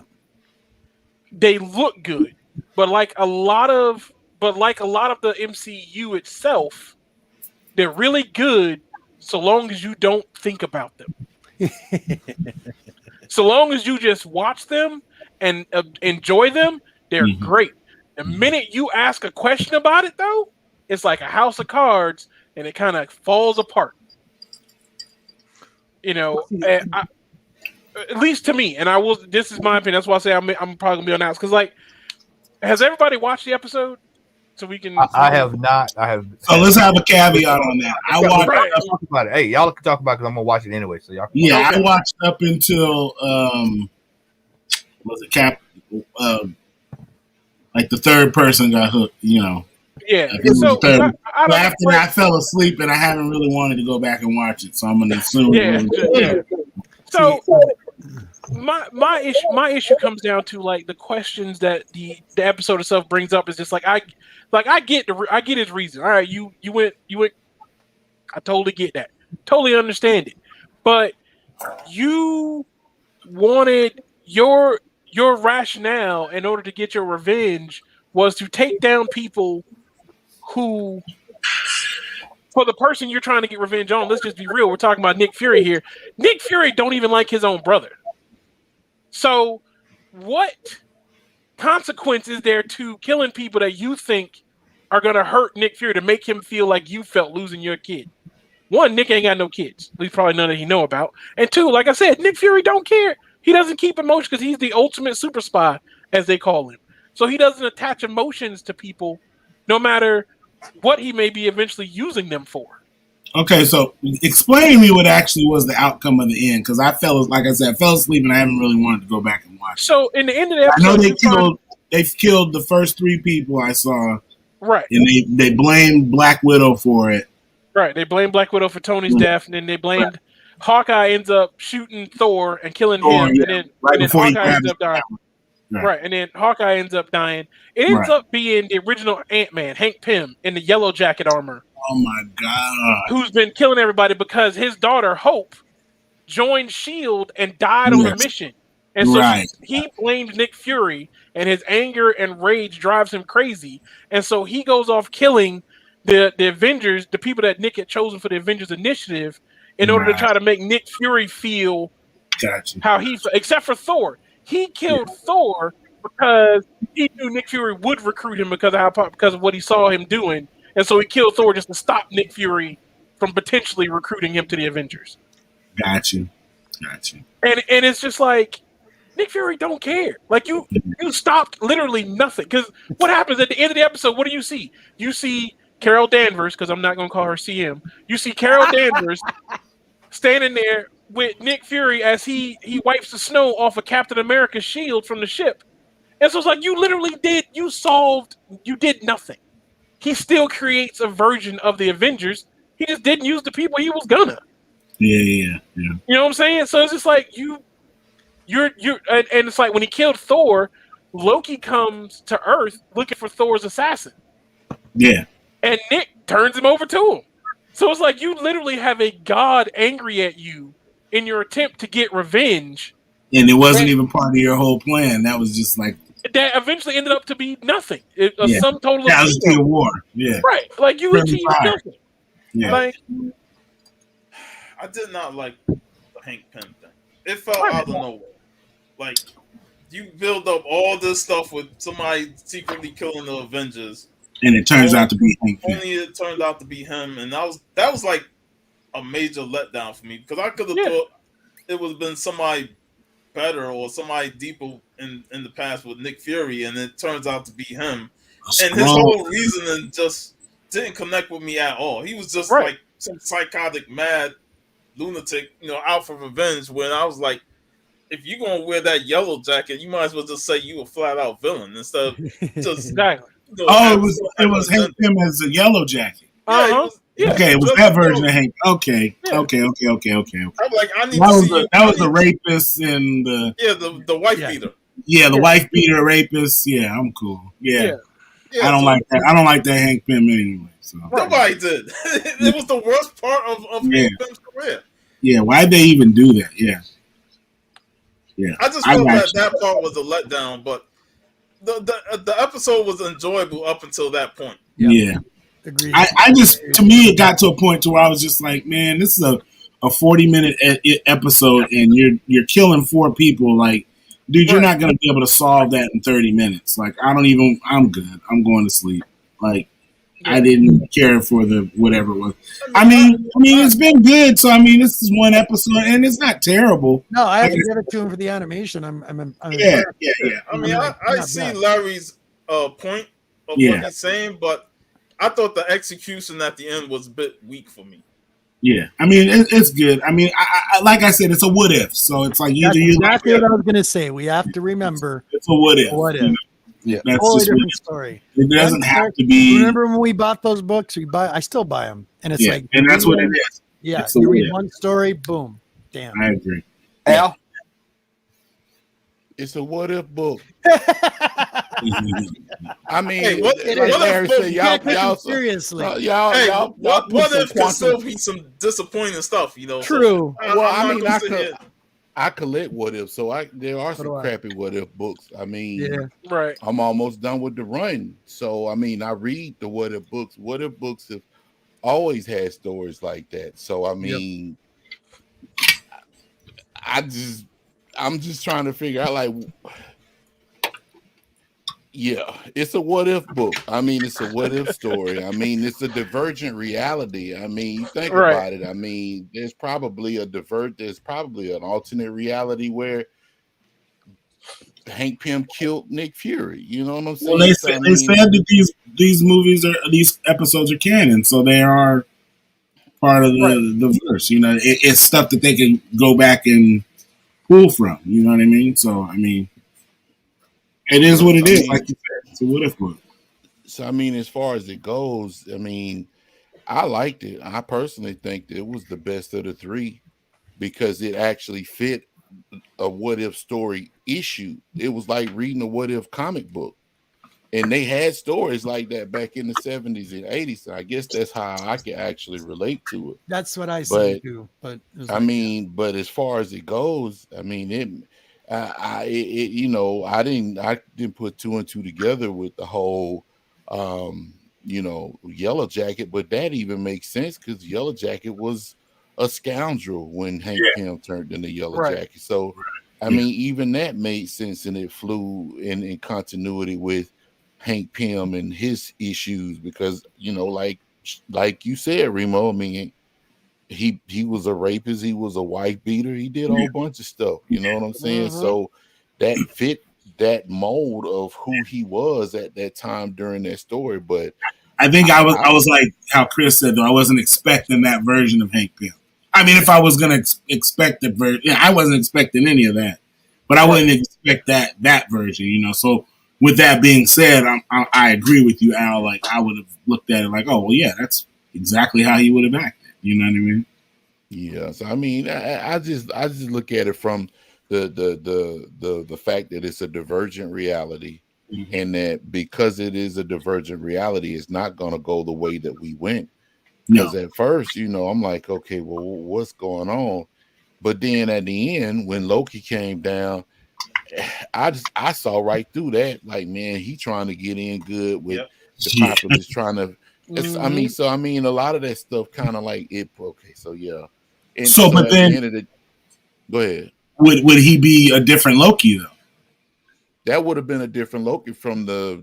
So he might have been more so. Like, but he might have been like not the Loki we know of. You know what I mean? He might have been a Loki that's like, well, you killed my brother. I got to have a pound of flesh. You know what I'm saying? Like, but you know what? That brings up a bigger thing that I want to see more of that. What if of what happened at the end with Loki? And how Nick Fury and builds this new team to handle him, because now he pretty much gave Loki the power to be there in charge and take control of Earth or whatnot. Well, that's what I'm saying. He took the place of Thor. Yeah, but but in more of an authoritative role. Yeah, where Thor is just gonna be Thor. He's there to get his hammer back. Loki saw bigger plans for that planet, so he's like, "Let me take control." And I'm like, I'm more intrigued to see the aftermath of that than I was with this episode, because while, like I said, it was a fine episode, but I didn't particularly care for this version of Hank Pym. Yeah, and I like the aftermath of it. Makes me want to see more of that continuation. But if you think about it, if you watch the Ant-Man movies, he has elements of that Hank Pym in them. They just kind of don't play on it. You know what I mean? Like that's the whole. Go ahead. No, you go ahead. No, I was done. I was just gonna say he has elements of all of that Hank Pym. They just haven't had to draw on that. But he has the dirtbag part in him. You know what I mean? Yeah, because he was angry at Ant-Man until he found out Janet was still alive. Exactly. So I don't know, man. Go ahead. No, I'm just agreeing with you. So I personally liked it, man. To me, all the episodes have been really good. Now for entertainment purposes, I like the second one better than the third one. Story-wise, I like the third one better than the second one. The second one with T'Challa as Star-Lord was just funny to me. Yeah, that was a great episode. Like it was really good to hear Chadwick Boseman's voice, number one, and then number two, just to put in a situation that nobody cares for Star-Lord, nobody cares for Peter Quill. Mm-hmm.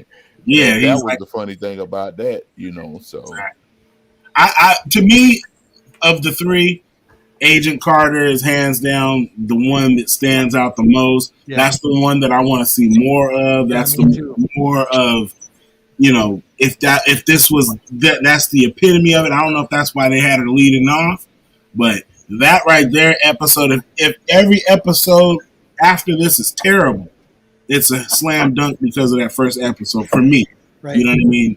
For me, I that episode had my daughter, she left her computer for I want to watch that episode again. Yeah. You know what I mean? So I was like, cool, but they are with it. I'm like Al though. I mean, I don't collect the whole run, but I always have read them, and this is what I expected, and I like that I'm having the outcome that I'm having because that's what the books were supposed to do. They were supposed to make you think. They were supposed to have you mad at the story. They were supposed to, you know what I mean? Like that's the whole. It's a what if, and I always appreciated that. So. All right. I think G-Man stepped away. Any last comments on that before we get ready to move forward? No, I'm good. All right. We're going to go ahead and we're going to fast forward to the main event of the evening.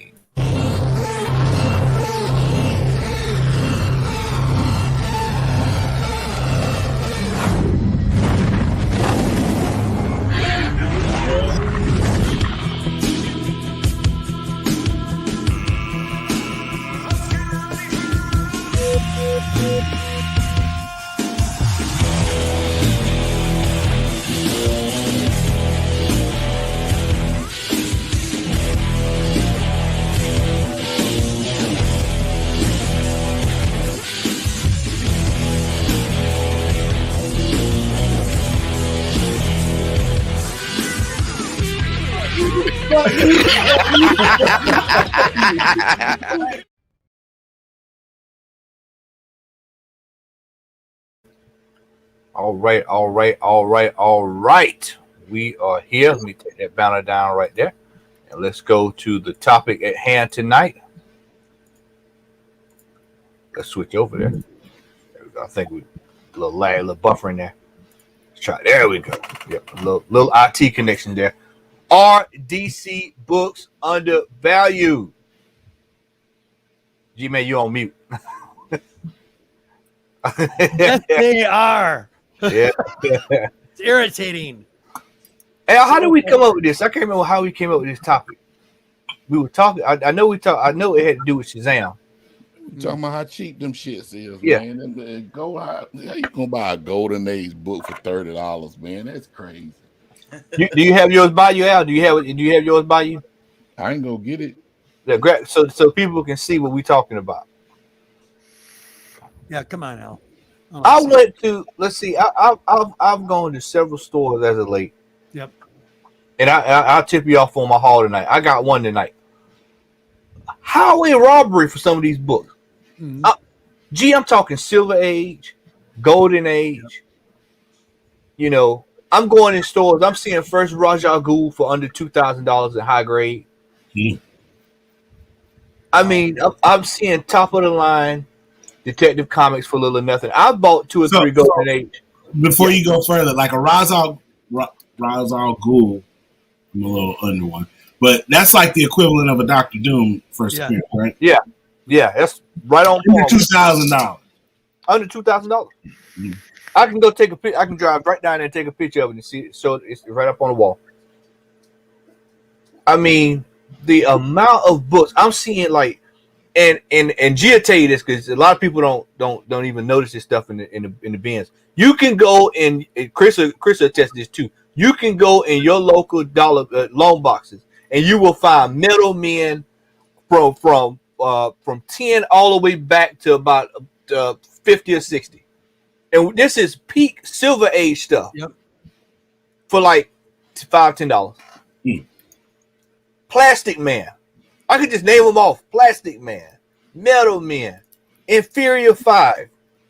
I found a whole run of Inferior 5 at the show. I think that's Bronze Age, but it's still undervalued stuff. Mm-hmm. I mean, those DC horrors, House of Secrets, House of Secrets, all of that stuff you can go find for pennies on the dollar. He just showed you a whole run up for $1. Yep. And I mean, and that's cheap to me because normally that's usually anywhere from a $5 to $25 book, which is still cheap for what it is. Mm-hmm. So that's the thing too. Yeah. Oh yeah. Yep. And so I think Superman, you can go find some. Everybody's not a big Superman fan, but you can go. I mean, runs of Action Comics, runs. Superman, World's finest, which you barely even you hear people even talk about world's finest unless it's the first few issues. You know, you remember when last year when the whole Jessica Cruz situation with the Justice League, that book was sitting in dollar bins for years. So I mean, these books are just sitting out there. G, what do you attest that to, my friend? What? Say it again. What do you attest why these DC books are the price that they are? Well, you're talking about because of how expensive they're getting or cheap? Cheap. Well, because they're just undervalued because people don't know who they are. That's just how that's just how the society is, unfortunately. That's sad. Al? Somebody fall down the stairs? That's my daughter right now. Let me blow you up, Al. My bad. I paid $65 for this book. See? For $3.5. And even though it's a low grade, the book came out in 1946. Yep. Excellent, brother. So I mean, my thing is, I'm with G-Man. I think as far as it goes a little bit deeper than that. It does. Because people are sick of Superman. I'm going to say it right now. If you look at Superman, look at how many. This is blown. All right, here's the thing that drives me crazy. Tell me how you feel, G-Man. Superman. Okay, I like Superman. Don't get me wrong. Please don't give me hate. All right, I like Superman. But when it comes to the comic book itself, oh, man, it has gone from all over the place. And it's continuing. Still doing. It doesn't do nothing. It's the same story. You know. Anyway, go ahead. Sorry, I'm done. I don't want to go too crazy. Well, to allude to what Larry just put in the chat, it's not Marvel, and right now Marvel is the flavor of the month. And anything Marvel, anything related to Marvel, and I mean that's been shown with Disney Plus. You know, we got Battlestar, first appearance of Battlestar going for $60-$70. Like, why? But like he said, I mean, pretty much Batman, those books, Action Comics, Superman, those books are probably going to be price corrected because who the characters are. But somebody like Booster Gold or Blue Demon or Blue Beetle or Firestorm, the Nuclear Man, those particular characters, or the Question, those particular characters don't get the shine that they deserve. No, even though a lot of those characters are worth the time. You know, I'm a fan of Shazam and Firestorm, and I bought the full first run, volume 1 and volume 2 of Firestorm, and most of those books were in. I mean, Firestorm is a very underrated character in comic books. Period. I mean, he's the Marvel, he's the DC equivalent to the Molecule Man. You know, in terms of power scaling, but you know, they don't even show him no respect in DC. And Larry, you know who Firestorm is. Come on. You know, he trying to act all. He trying to act. He said who? Acting all crazy. There you go, Al. I just broke right. So he think he Diamond Johnson in Guardians of the Galaxy. That's who he think he is. But I mean, as far as it goes, I think because people are chasing this carrot with Marvel, and I think a lot of it has to do too with the fact that even though DC is putting out stuff on HBO, on HBO Max. Marvel has the Disney Plus service, is more mainstream per se than DC is right now. People know about DC, but they don't know about the characters. I blame DC on a lot of that because we talked about on the show a while back. How is it that you have all these characters, but when it comes down to movies, you can only do Batman and Superman? Like, I know they tried to do Green Lantern. Yeah, I get that. And as of recently, they've been branching out, you know, with Justice League, Aquaman and stuff. But for good 20, 25 years, all we saw was Batman and Superman in some way, shape, form, or fashion. So I think DC in that regards kind of like purposely or inadvertently alienated the masses from those characters. Man, there's some really good characters in DC. Al, you know got what a I'm great saying? point there, buddy. There's some really good characters in the DC landscape, but because of the fact that you have a bottleneck. Everybody gonna know who Batman is. Everybody gonna know who Wonder Woman is. Everybody know who gonna know Superman, and by extension, people gonna know who Nightwing are, Robin, Batgirl, and all them. But I mean, I think DC has a lot to place fault with because of how they treated a lot of their properties. Just to give you an example, Shazam had his own series that Jeff John was writing. Then Joshua Williams jumped on it, and then they canceled it just to put Shazam in the Teen Titans Academy. Now he has a 4-issue limited series. Now this is one of the movies that has been successful in terms of box office, but they're still not pushing the character like they should. No, you got a Black Adam movie coming out soon, and that's a lot of hype behind that movie. Yep. But if you go and look at the first appearance, as far as the modern appearance of Black Adam, that's an affordable key right now. Yeah. You can get that book a mid-grade for a good $200-$300, give or take a few bucks. Yeah, I mean, depending upon where you go. So I mean, at the end of the day, man, there's a lot of factors, in my opinion, that play a role in that. And it's a shame, man, because like I said, I'm a Marvel fan, but I love some DC characters too. And if you're out there and you're looking, I don't know if DC's ever going to turn the corner to compete with Marvel in terms of TV and movies. But if you are out there, if you're one of those persons that's looking to, I guess, flip or either invest or whatnot, DC is probably going to be your best bet because everybody is trying to find out when the first appearance of y'all give me a character from Marvel, somebody, Darkhawk is going to show up. So that book is turned out to be a $200 book. Whereas Blue Beetle, even though that book has some heat behind it now, it's going to be a more affordable key than most Marvel books that's out there now that's got heat to them. So I look at it like this as a non-DC collector.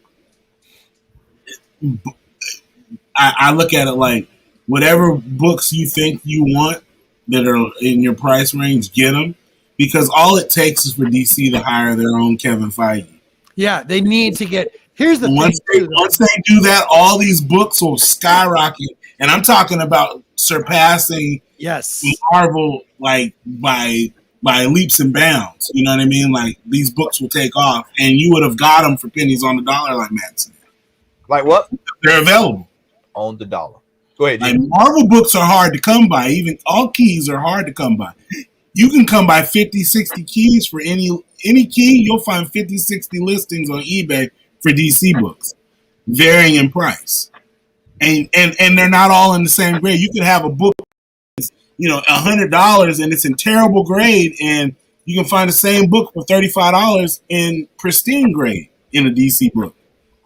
And in a Marvel book, they'll all be along the same line of price, regardless of the grade. You know what I mean? Right. It just depends on which one you settle on. But DC, you can go in there and knock out 4 or 5 keys, and it'll equal to one book that you could have one Marvel key. And all it takes is that one, that one time when they get the right person to do these movies, and all those movies and TV shows are just going to take off. G-Man, go ahead. No, I mean, what you're saying is right on. It has to do with but here's what Marvel is doing wrong when it talks about directors. You also look at DC and what they're doing. Warner Brothers, Fox, all these different directors doing these movies. Mm-hmm. And nobody's giving it a time of day. But look what they did right. I mean, way late. But look at Justice League in the movie itself by itself. People didn't know half of these characters. I had friends of mine that were just getting into comic books asking me who Darkseid was. I'm like, what? And that was some character that should have been in there in the first place. Yeah. And it wasn't, But yeah, it winds up being the same thing. And you know what? I just look at it as, look what we're doing now. We're helping people if people are watching. Yeah, so.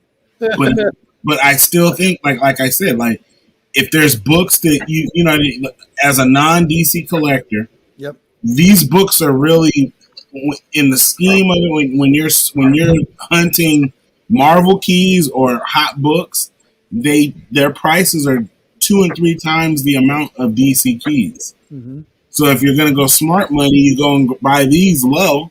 Yep. You know, for you know, a third of the price, and all it takes is just hold on to them, like put them in your PC. Yep. And you'll have multiple of them because you're buying them every time you see them low because you know what they are. And then when the time comes, those books are going to spike, and you'll have multiple copies for the PC, or you'll have a couple of copies you want to sell. You'll have, you know what I mean, if you want to do that type of thing. But other than that, it's like going and buying, you know, Ghost Rider number 1, you know, Danny Ketch. Like if you see it for $10, $15, okay, I'll grab it. Right. You know what I mean? And you know, and it's just in your PC and you have it. You know, Sean. I mean, let's just call it how it is. Warner Brothers DC has never marketed any other character outside of the Trinity. Yeah, it's right always been Batman and Superman. Yep. For majority of their existence, always been those two, and they kind of got late on the Wonder Woman when it comes to the movies. Yep. But you know, a lot of us who grew up in the early times, we watched the reruns or even watched it when it was live, the Wonder Woman show of the 70s. Mm-hmm. You know, so even she had her own, you know, media appearance and stuff. But it's always been Batman and Superman, and we never got a glimpse of the wider DC universe growing up as kids. You know, like I never attached myself to DC because I only knew Batman, Superman, and Wonder Woman, and you know, Justice League. Yeah, you know, I knew of Flash because of the Flash TV series in the 90s, but I wasn't as enamored for Flash, you know, unless, you know, he would have did some crossovers with Batman and stuff and got more of my attention. And, you know, when it came to what they're doing now, you know, Larry said that, you know, they got the stigma of these movies being hit or miss, and people are just not interested in investing in a lot of their keys because what is DC going to do with them? You know, it's been a divide in terms of adding stuff to the movies, and then you got the CW television, you know, with the characters there. And when CW was doing their thing, I tend to gravitate towards the CW stuff because they was actually doing something with the universe in terms of expanding it and giving us more than just Superman and Batman and Wonder Woman. We got to see the broader spectrum of the DC universe. But the problem is nobody was really, you know, specking on stuff because of the CW show. Because to a certain extent, nobody really gave the CW shows respect like that compared to movies. Like movies is where people look at it like, all right, I'm gonna get this because he's gonna show up in the movie, you know, so they're gonna, you know, get these keys and stuff. But then when the movie busts, then they like, I'm stuck with these books, and they ain't gonna make me no money because the movie was trash. Yeah. And that's where people kind of fall off for the DC wagon because, you know, their movies has been very missed as opposed to hit.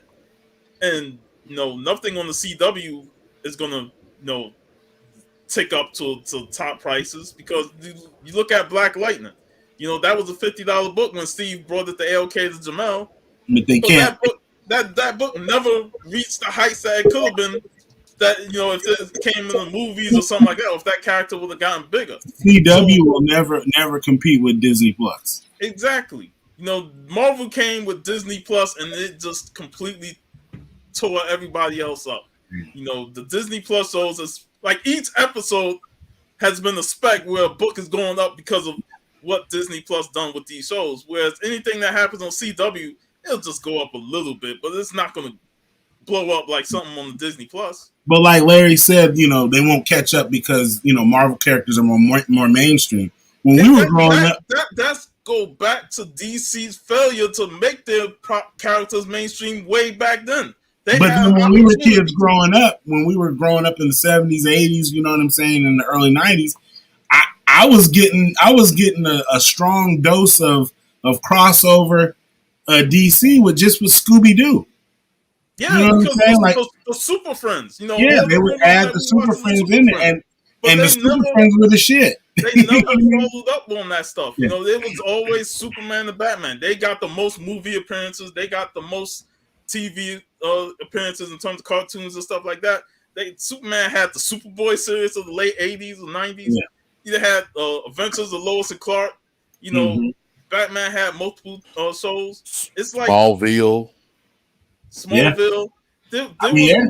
They introduced some DC characters in those shows, but they never really like blew up because of those shows. Like it was always the center focus was on Batman and Superman, and DC has failed to grow their other characters in their universe.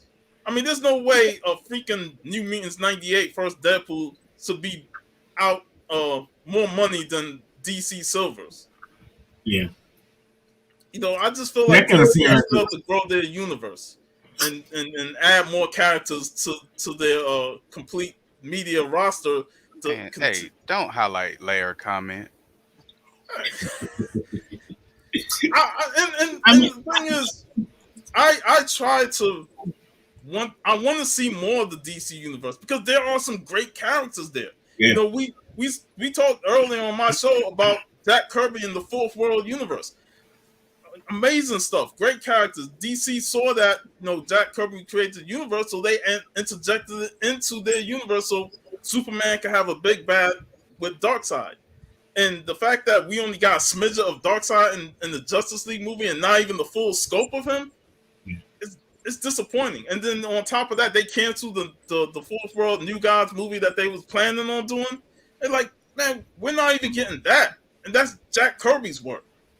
And they, like I said, they've been messing up for the last couple of years. That's why I say it just takes them to hire their own Kevin Feige, somebody who cares about DC as much as the people who read DC. And if he comes in there and he does what Kevin Feige does, which is put the right people in the right place, casting wise, directing, the right directors, they better find a way to clone him and bring him over. It has to be somebody who wants the job.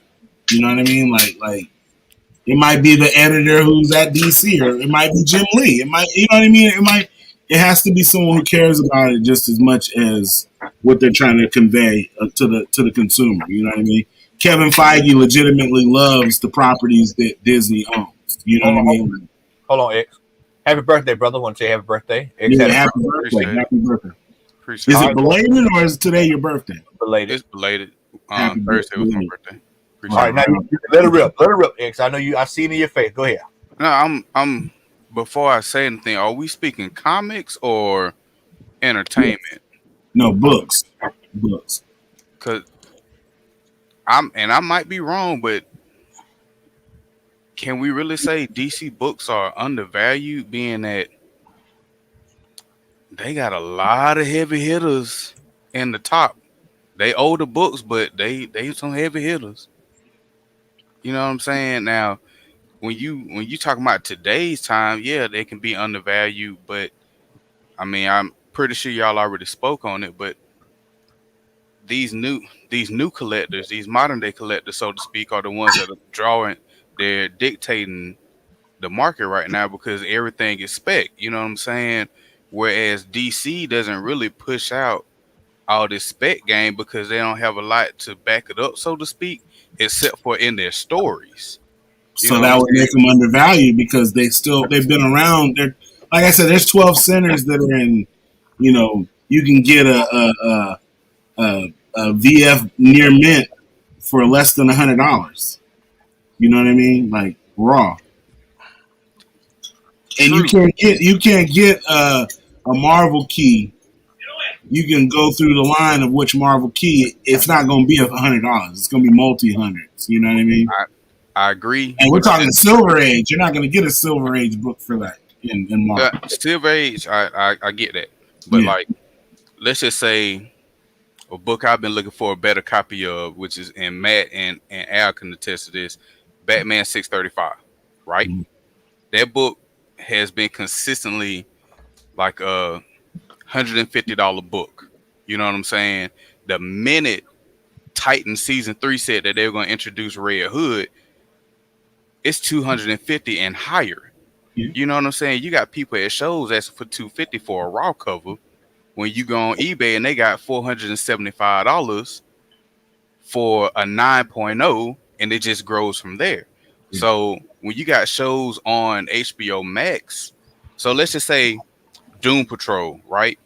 Swamp Thing, anything that they're putting out, if it's a big character that had a key before all this happened, it instantly skyrockets. So we really can't say they're undervalued.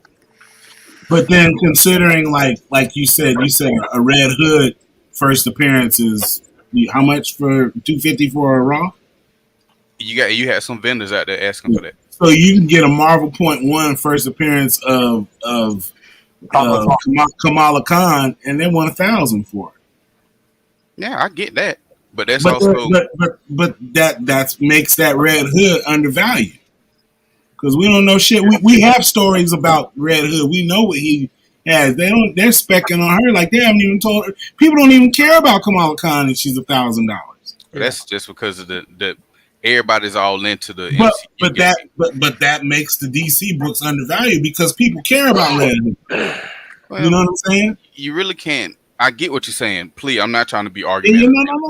I got but you. Like when you look at it though, me as a DC fan, you know what I'm saying? I collect mainly DC books, right? Mm-hmm. To me, it's gonna sound contradictory, but it's overvalued in my opinion because a lot of these keys people don't care about until like true collectors. I'll put it like that. Yep. It makes it harder for us to get these books, especially if we're looking for a better grade of these books. When all of a sudden it's the new It thing, and then all of a sudden they're trying to switch it over to this Marvel realm.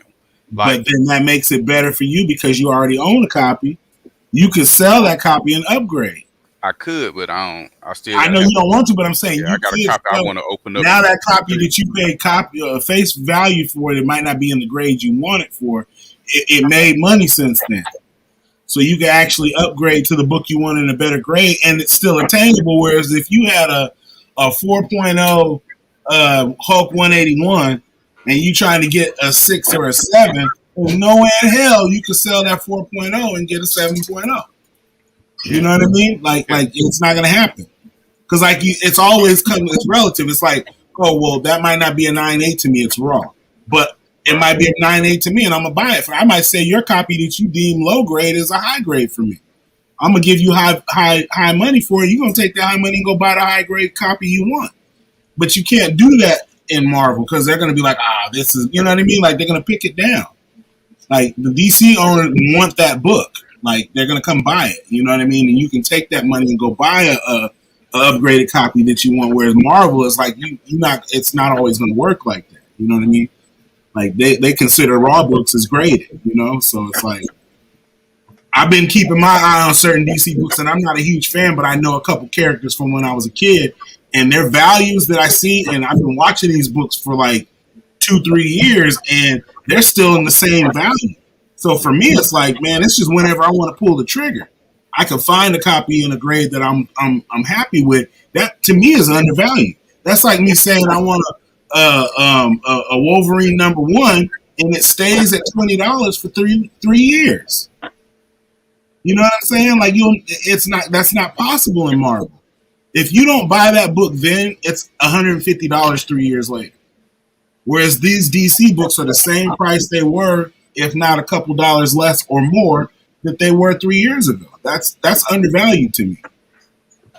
You know, like you said, there's certain books you can't get that are always going to steadily climb, but these other books that are, like you said, a Blue Beetle or stuff like that, you can get those for nothing. You can find them in back issue bins. Right. You know, like you can find those. Like to me, that's the fact that these books have value and no one cares. That means to me that they're undervalued. And all it takes is, like you said, is for somebody to flip the switch, and then these books are $200-$300, and then you ain't gonna find them. You know what I mean? So for me, I'd be like, okay, well, if I would go and pay that for that book in Marvel, I'm gonna go buy 3 copies of this in DC and go put them away, just because I like the book and I know that if I wait, that I won't get it later on. You know what I mean? Or it's gonna be triple the price, and that price I'm not willing to spend. I mean, that's how I look at it. You know what I mean? Like me, I'm mad because the book I want I should have bought 3 already. You know what I mean? And it's like, and to me, I'm cheap. I'm cheapola. I don't want to pay more than $100 for nothing. You know what I'm saying? So if I find a book that I know is worth a lot of money and I haven't pulled the triggers because it's low enough that I feel like I can keep getting it. But as soon as they flip that switch and I can't get it, I'm kicking myself. I'm telling you that, man, I had the chance to buy it and I didn't buy it. Yeah. You know what I mean? And that's how I look at it, you know? You're the wrong hobby. That's what I want to hear, Chris. Yeah, right. Chris, go. All right. So I'm gonna go at this from 2 angles. First, I'm gonna go at it from the angle of, because we talked about the entertainment aspect of DC and Warner Bros. And everything, and so I want people to understand, like Sean said, how DC didn't promote, didn't do enough media, didn't do enough, whatever you want to call it. And for me, as a fan of Warner Brothers in general, and also of DC Comics, I view it as from the standpoint of, you can't teach an old dog new tricks. Yep. I think a lot of people forget that if it wasn't for DC Comics, you would have no MCU. You know, thank you. Literally, you go. Christopher Reeves taught a generation that a man could fly. If it wasn't for DC, there would be no Marvel. There would be no MCU. And so until about, say, 20 years ago, DC didn't, and Warner Brothers didn't have to push when they put out something because they didn't have any competition. You know what I'm saying? They were in a position of, if you're the 1, I'm the 0. I'm already ahead of you, no matter how high you climb. DC was in that, and Warner Brothers were in that position. Superman, all of them, even number 4, it was horrible. All the Batman movies, Batman 66 The Quest TV for Peace. Bam. More like the quest for an audience. But Warner Brothers and DC didn't have to worry about it because they knew they had that fan base locked in. And then DC and then Marvel got bought by Disney, and then they had the Disney media monster behind it. Mm-hmm. And that changed the game. And now DC's playing catch up at this point. Everybody talks about how DC isn't on point with Marvel, and they're not, because they didn't have to be. Marvel got to DC's level and surpassed them, and now DC's playing catch up. I will wholeheartedly admit that. Can I piggyback on something you just said though? And I'm definitely agreeing with you. Another, just to add on to you saying how DC or Warner Brothers playing piggyback, they're always going to play piggyback because they've been sold so many times within the last 20 so years. You know what I'm saying? So every time they get some ground to stand on, they're being undercut and they got to start all over. And a lot of people don't realize that when you got a foundation like Disney back in the MCU, you can't help but be on top. You know what I'm saying? Right. But I didn't mean to interject, but no, I had to add on. Yeah, you're right though. That is one of those things that also attributes to what Warner Brothers and DC in itself have to deal with. You know, and from the same aspect, when you look at it from the other side, you know, Marvel was going bankrupt left and right, and so they sold off all these characters to keep the doors open, to keep making comic books, and then now Disney comes in and is trying to buy it all back. It's the same kind of thing. We're all just like, hey, they need to stop remaking these Spider-Man movies, but Marvel don't wholly own Spider-Man, so they got to keep redoing it because they're trying to make money off of the property they paid money for, while Disney's trying to get it back so they can start making money off of it. And yeah, Warner Brothers may own DC and all of the characters under its umbrella, but when you're constantly setting up plans and setting up your pins and getting your ducks in a row, and then some mean little bully comes along and kicks your stack, and you got to start all over again. But it's the same thing with Marvel. They weren't. Hey, before that, that's what them motherfuckers are doing with this crate challenge. They kicking them off the stack. But it's like, I hate to say it, but hey, they deserve to be kicked from up under. They sure do. Everybody that's trying to do that dumbass shit. If you fall and break your ass and can't go to work, that's on you. That's your damn fault. Right. I stopped playing flag football and football once I got me a job. But what I was gonna say is, like, if it's DC is the same thing. It's like shit. Marvel sold all that stuff because they didn't have comic book people in place to make those big decisions. DC has no comic book people in place, and they have all their properties, and they don't know what to do with them. And that's what I'm saying. Like, that's why I started with the entertainment aspect of it. That's exactly what's happening. And every time they get somebody who's like, let's do this. But see, it's different. They end up getting new people. Marvel now has the benefit of the Disney media machine with people who love the property working together. Exactly. And DC has not even loving. They let them do their jobs. Exactly. Yeah. But DC has a lot of keys that are from the back, way back. Marvel has a lot of modern keys. They have a few keys from the Silver Age, but most of their keys are modern. But you have to look at it though. Those keys, those modern keys, are modern MCU keys. Nobody. But I mean, even before that, that's what made them what they are. Yeah, no, yeah, but I'm saying like DC, like their keys, are you know what I'm saying, like those keys that you go back, like you can't go back and buy, like I'm not saying like Detective Comics 1 and all that type of stuff, but like like let's say like their mid tier keys are leaps and bounds better than mid tier keys in Marvel. You know what I'm saying? Yeah, I get you. And to me, that they're undervalued because the mid tier keys that you're getting for that price in Marvel is like, paste pop beat. You know what I'm saying? Like that's what they have. You know what I mean? Marked up at that price, and you're like, I can't pull the trigger on that. And so, that's a great transition for me to take it from the comic book aspect. DC comic books are undervalued because of the Disney media machine. People want, like you were talking about those modern Marvel keys. People want the first appearance of the Ant-Man they know, Scott Lang, even though Hank Pym to us is the original Ant-Man and the first Ant-Man. That's the key we would want. Yes. But they want Scott Lang because that's the one they know from the movie. Yes.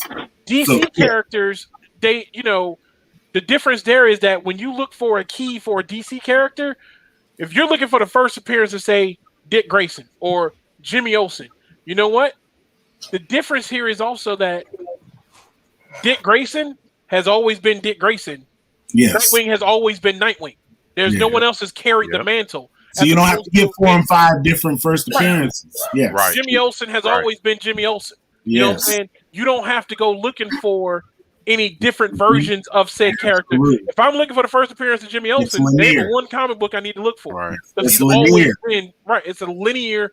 All their characters are linear. So you know that you can go looking for the first appearance of that character, and that's the only book you need to go grab. If I hold it up to you, I'm gonna be like, I got the first appearance of Batman, and you're gonna be like, I got it too. It ain't gonna be like, well, I got this one. If you got this version, is it this version? Is it the ultimate version? Is it exactly. There ain't like 9 different versions of it? It's like, well, I don't know which one. And so DC, and then now that with the way people are so consuming of the Marvel universe, anything DC puts out, no matter how good it may be at this point, people loved the Suicide Squad. Great movie. I guarantee you, not a single comic book went up in price though. Yeah. Other than Peacemaker and Bloodsport. Bloodsport, yeah. Bloodsport and Peacemaker, them two. But again, like you said, those were dollar books.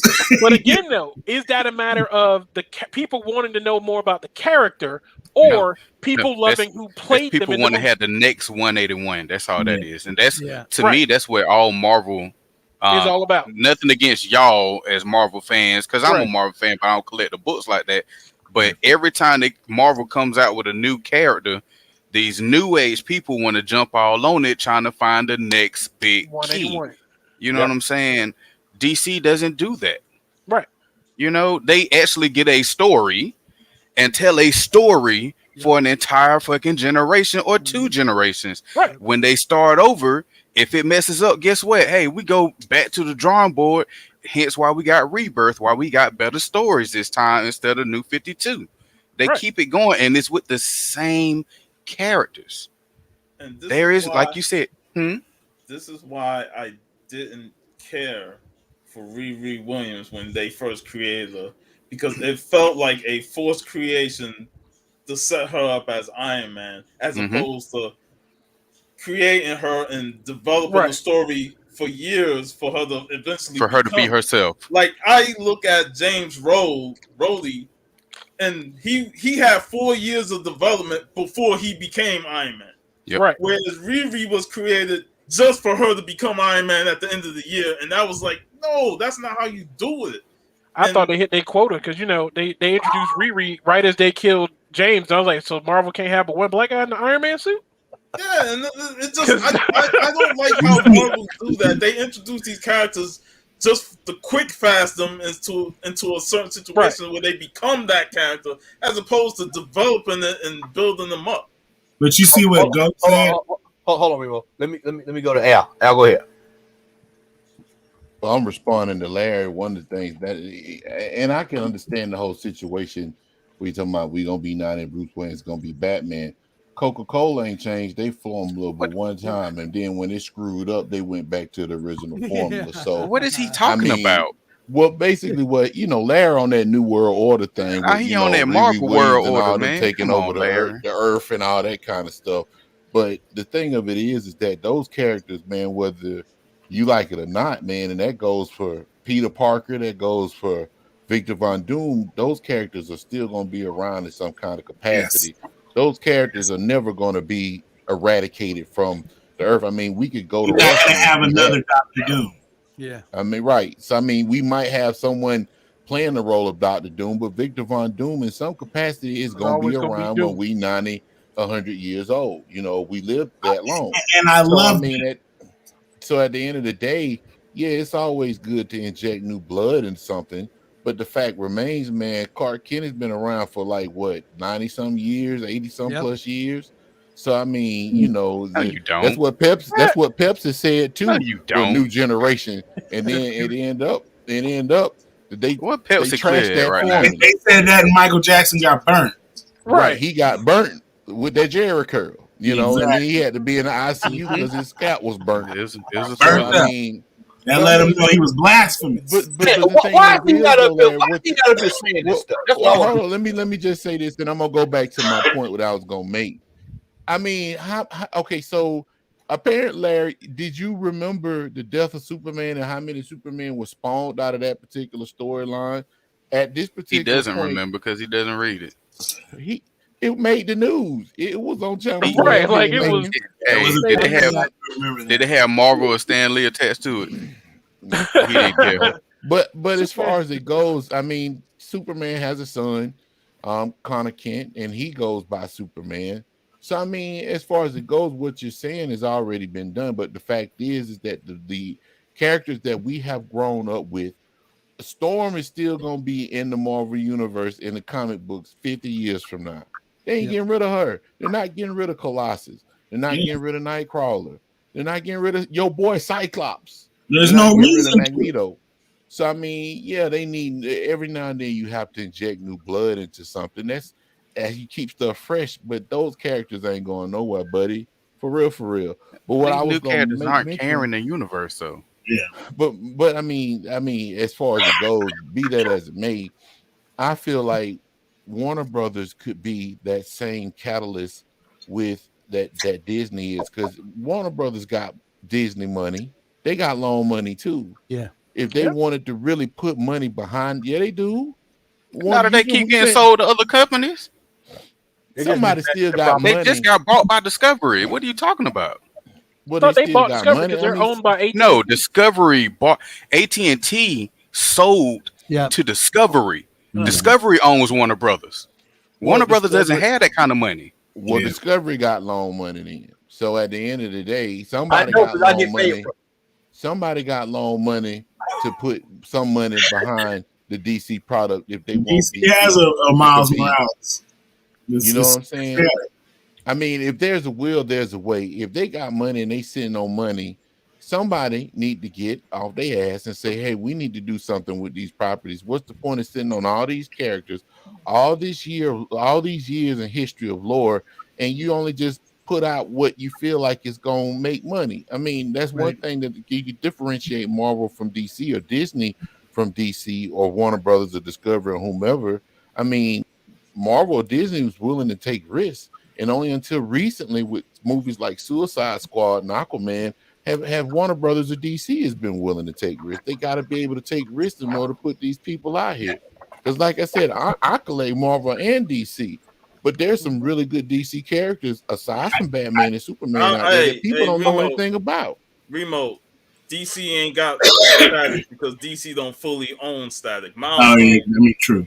So they don't technically have a Miles Morales. Yeah, no, you're right. They had the opportunity to build Static to be their Miles before Miles was created, but they dropped the ball on that. Yeah, they definitely did that.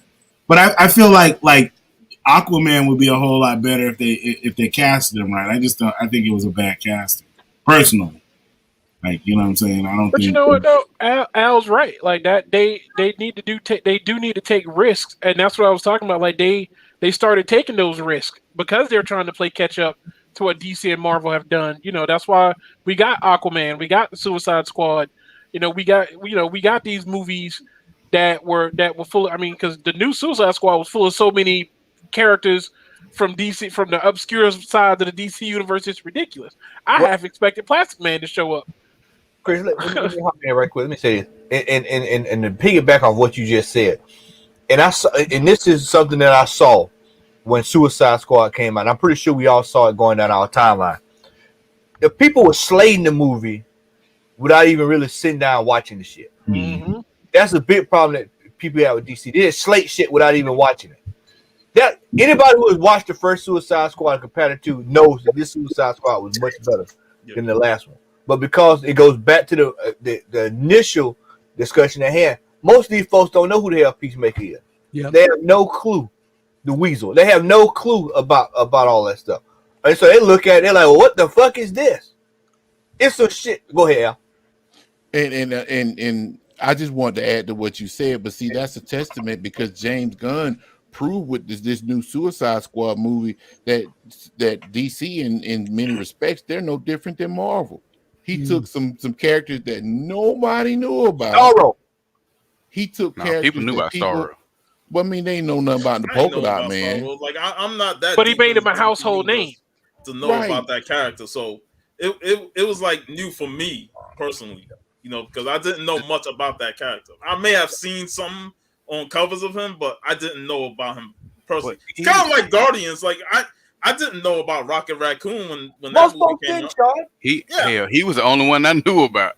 Right. No, because I wasn't paying attention to that character at all. Right. You know, until I remember when they dropped him in the Marvel vs. Capcom game. I'm like, who the fuck is this raccoon whooping my ass in the game?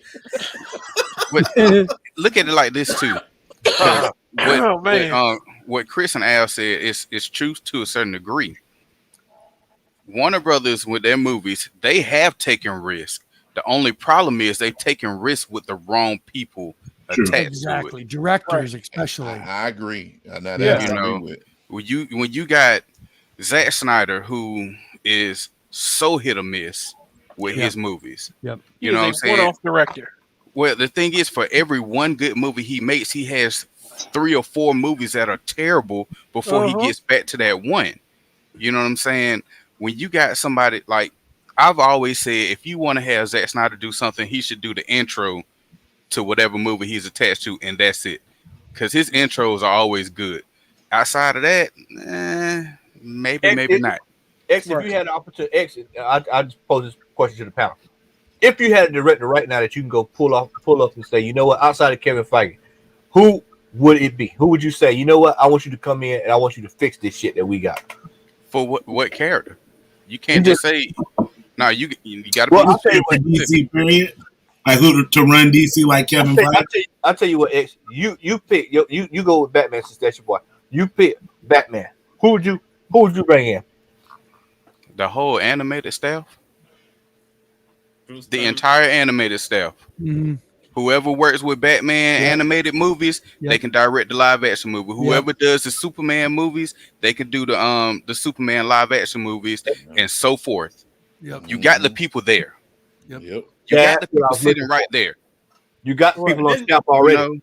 And another thing that's so disappointing with the DC movie universe is that they not only with the animated movies was great, but they really established the DC animated series with the Batman and the Superman, and then led to Justice League and all these characters coming together. Right. As a fan growing up, that was exciting to watch. You look forward to seeing all those characters come together, have this super team, and then expand on that.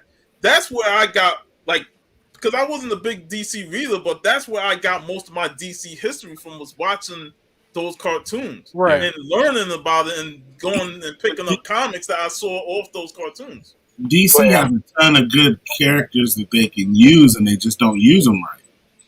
Like, because they can't get past the big three. A prime example of what Sean just said was that Superman, Batman, Public Enemies. I think that's what it was. Yeah, the animated and that movie. was the one. Yeah, that was the one where they had Major Force. Yep, a whole bunch of villains in that cartoon. Captain Atom. Captain Atom was in that.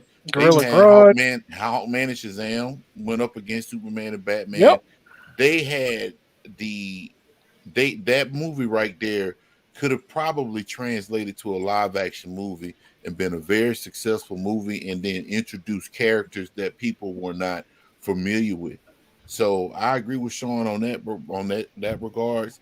I just think at some point in time, man, everything in reference to what we see now in terms of media, in terms of TV, movies, of course, it drives the market. And as long as DC are pretty much riding in cruise control, those books are gonna stay. They're gonna stay undervalued as opposed to Marvel books, because we see it. I mean, I keep bragging on the first appearance of Battlestar. Why did that book even jump up? Right. The man died, got hit, got through against a cement post. They're trying to sell that book for $75, $80. Like, come on now. But that's a good thing, because that's like that's like wanting a New Mutants 98, knowing that I don't get it right now, I can always get it later. It's not moving. It hasn't moved. You know what I mean? These are books that are staying within the relative, price range. Like they're not spiking. They're not moving. They get to a point, and that's where they're at for a year or two. Marvel books fluctuate daily. It's because they oversaturate the market with so many different ratios and artists, this and the other. I get it. I'm saying what, in relatively speaking, when you consider the books that are DC has, they're definitely undervalued, because it's like I can always go back and get it. Because that means it's always available. It's always available, and it's not out of range. I can get it, so that makes it undervalued. Because they're good books. They're good books. But the thing is, though, is that Marvel is heading to be that way with their modern books. Let's look at the list we just looked at. We saw Eternals #1, the Kirby run of it, on the list because it went up in value. But then let's look at the relaunch of Eternals that just came out. What was it, early this year? They did 60 different covers for that comic book. Yeah, tell me about it. I got them all. And that's all. Hey, so did Larry. That's the problem, though. Every time a movie or they get ready to prep for a movie, then they start pushing the new #1. Yep. That wasn't it. Saturated with all the variants and stuff. Like I'm not big on Eternals. Why the fuck do I need multiple copies of #1? But that's what makes it. The movie out. That makes it good for DC, because they're not going to relaunch Aquaman. They stay true to their shit. Like, if they don't have Aquaman coming out this year, Aquaman ain't coming out because we got a movie coming out. Well, there is actually a new Aquaman comic book starting. But he is. He's coming. I understand that. But I'm saying that's nothing to do with a movie being launched. No, I know. That's a whole nother play into the audience. He's homosexual. I know. I'm reading up on it. You know what I'm saying? Like, and that's the whole storyline. So, but there ain't no movie coming out about that. Right. Like, it ain't coming out because of spec. They were planning on. It was already in the works. Yeah, like, has nothing to do. Now, if a movie comes out a year or two from now, that'll be purely based off of the public, or they decide, hey, this was doing, let's do it. We want to do a movie about it. Marvel is like, we put out a whole bunch of books, and then you guys can work with these properties, and they got all these storylines. It's just, we picked this one. Well, according to the storyline, all these books are going to fight. You know what I'm saying? Because you're going off of the storyline. That's what this show is about. So all these books go up. And that's not the same with DC. You know what I mean? And I guess that makes it bad because they can't compete on on on a streaming way or whatever, like watching movies. But as far as the books aren't moving. Like there is nothing that pushes the needle on any of these books. So they're going to continue to be undervalued until they get on a level where they're like Marvel, and whatever they put out is takes precedent. But still, with that being said, it's still off of that storyline, that one storyline. Right. You know what I mean? It's not off of what storyline are they going to go with? Is Loki a girl? Is he is he a football player in the University of Miami? Or is he the guy who was a cosplayer in Amsterdam? Like, you know what I mean? It's you know who it is. You know what I mean? Like, I guess you know who it is. All right, before Al hops in there, I want to say everybody in the chat, make sure y'all hit that like, share, and subscribe. We got quite a few viewers tonight. This is a hot button issue. Al, passing the ball to you, bro. I just wanted to add on to what Chris had just said a while back about I never really thought about it with the DC characters like being linear in terms of you don't see the mantle of certain like characters like changing and stuff. And I actually thought about, of course, Shazam, the real Captain Marvel, like whatever, Larry, So he didn't even read the books. He don't even know what he's talking about. Right. Like nothing says the same, but everything always returns. Future State was brought out to pass a break for other books. That was the sole purpose of it. Future State has some cool shit in it, man. Exactly, man. We're gonna let Larry find his one shot every week. Go ahead, Al. Hey, this the same dude. See, he talking all that yang, but he was buying Scooby-Doo books, from DC. So, Batman, Scooby-Doo. I mean, Scooby-Doo Apocalypse. Scooby-Doo Apocalypse, yeah. And this is a hot read right here, man. Hey, Holmes. You need to stop. Hey, man, it's hot, man. It's hot. Come on, Larry. This book's hot, man. It's hot. Jump up in here, Larry. Come on, Larry's all cool, Larry. Come up in here, man. But I get what you're saying. I mean, I understand what you're saying, but at the same time, the more things change, the more things stay the same, bro. Exactly. I mean, I see what you're saying, and I understand it, and change is inevitable, and everything in life there's change, but there are some things in life that remain the same. So you can say that they need to breathe new life, and in their own way they are, but Marvel and DC are handling their properties totally different. Now you can't say that everything that comes out of Marvel is gold, because some of the stuff that they've come out with recently is not Stop highlighting that. Stop highlighting that. So I'm trolling this shit out of y'all tonight. I've been doing this shit. But what I was gonna say though. Yeah, go ahead, what I was gonna say though. I'm gonna be done in a sec. What I'm gonna say is that DC makes it more streamlined to look for keys, because when you're looking at those key books, you don't have to find this, that, and the third. And see, one thing that as far as Marvel loves to do, which they just did with X-Men, is reboot. At least DC at this particular time, they're at least trying to stay on the straight path, because they haven't actually rebooted a comic book since Rebirth started about 3 or 4 years ago. 5 years ago, yeah. 5 years ago. Meanwhile, Marvel's still churning out number ones. So they operate every week. They move. You know every what week. I'm saying? Sean. So, I mean, go ahead, Sean. That face. Like an example, look at Miles Morales right now. Remember, guys, I told you about the annual? Mm-hmm. Did you see what the 1 in 25 is going for right now? We talked about it earlier. Yep. But I got it for $3. Did you get one? Yeah, I got one. You had to order. That's why you said you ordered so many. I ordered 40 of them. Yeah. That's why you got it. But you wanted 2. 20 or of one copy, 20 of the other copy. Yeah. Ridiculous. I still got it for $3. This is what came about. Yeah.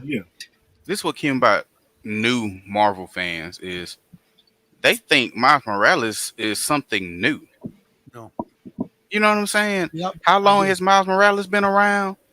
And then it took for him to make pretty much a cameo in a game, and then an animated movie. Yeah. And then they did a full-blown DLC version for him, and now all of a sudden everybody woke on Miles Morales.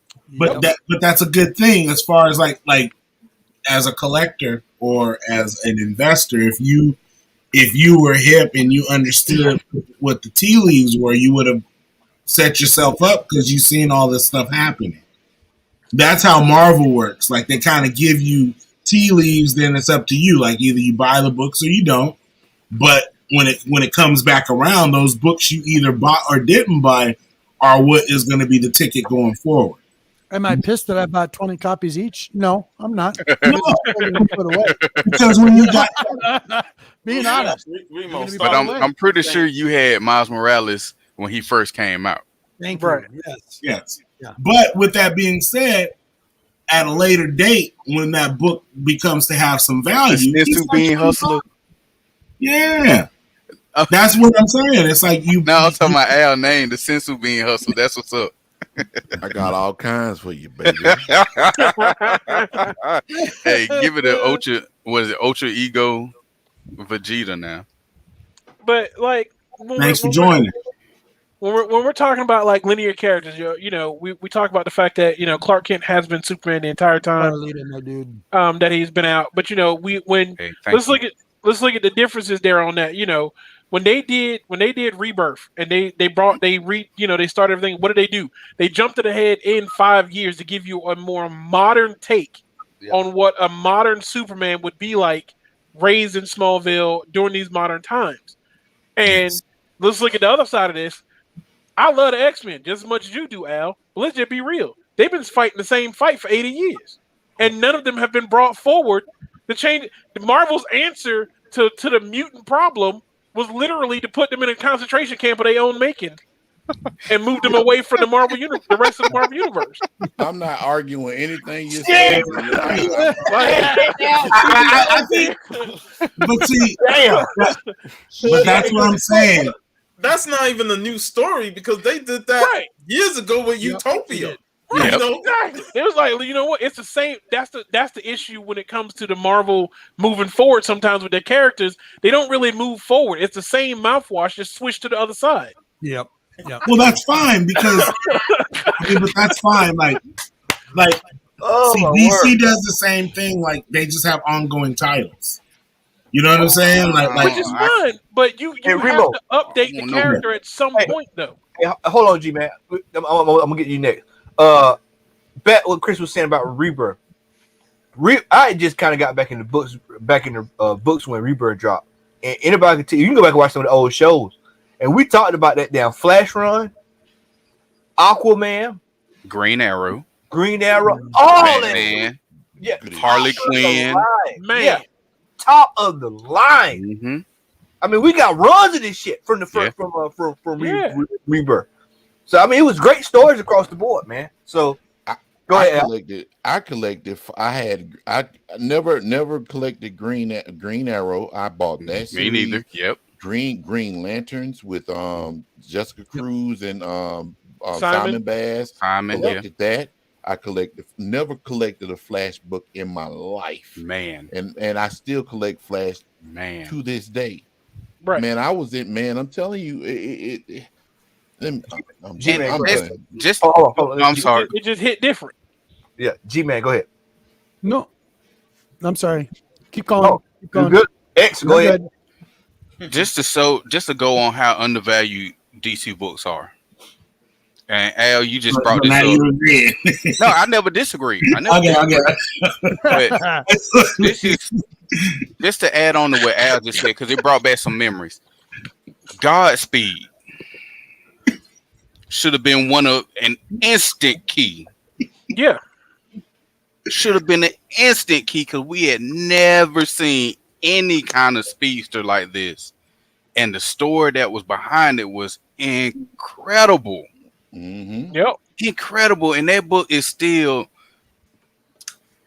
a $10 book, depending on what cover you get. Right. Yeah. The Flash TV you know what I'm show saying? That they butchered that. It was that. It was that price before the Flash even destroyed it. I gotta say this: you snooze, you lose. Yeah. I still, hey, G man, I still pick them up when I see them. Yep. There you go. So I that's do the too. way to do it. Yep. But exactly.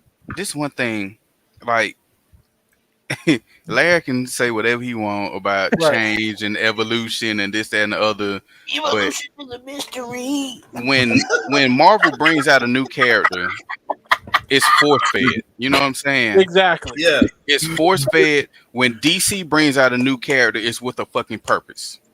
Right. It's tying into the actual story. They don't start something over to try to make you try to find this next new key or the next best thing. Look at Clown Killer and Peacemaker 1. Both of them. They were characters that were introduced with a purpose. Matter of fact, the only one they tried to force feed was Punchline, and we see how that went. But I'll be honest, I was not a fan of the new 52 Wally West when they brought him in, when everybody was clamoring for Wally West to return, and they brought that Wally West is that dude. I just wasn't Wally a fan West of is that dude. They fixed it in Rebirth, but Wally West he's always been that dude. That's my Flash. That's what he got shitted on in New 52. I will say that. When I started collecting Flash comic books during the 90s, Wally was my Flash. I will never forget that. I will always be a Wally West fan. And it's so interesting to me to see the Flash TV show and everybody talk about how Barry Allen is supposedly the better Flash, but yet all of his He's stories... not even smart in the series. Well, not even just that, but all of his stories are Wally stories. Yeah. And that's that's sad to admit, because now they shitting on Wally West, because the Flash stories that they using in the Flash series are horrible. They are written terrible, and I'm so glad I'm done with that. It ain't nothing but a Flash family series.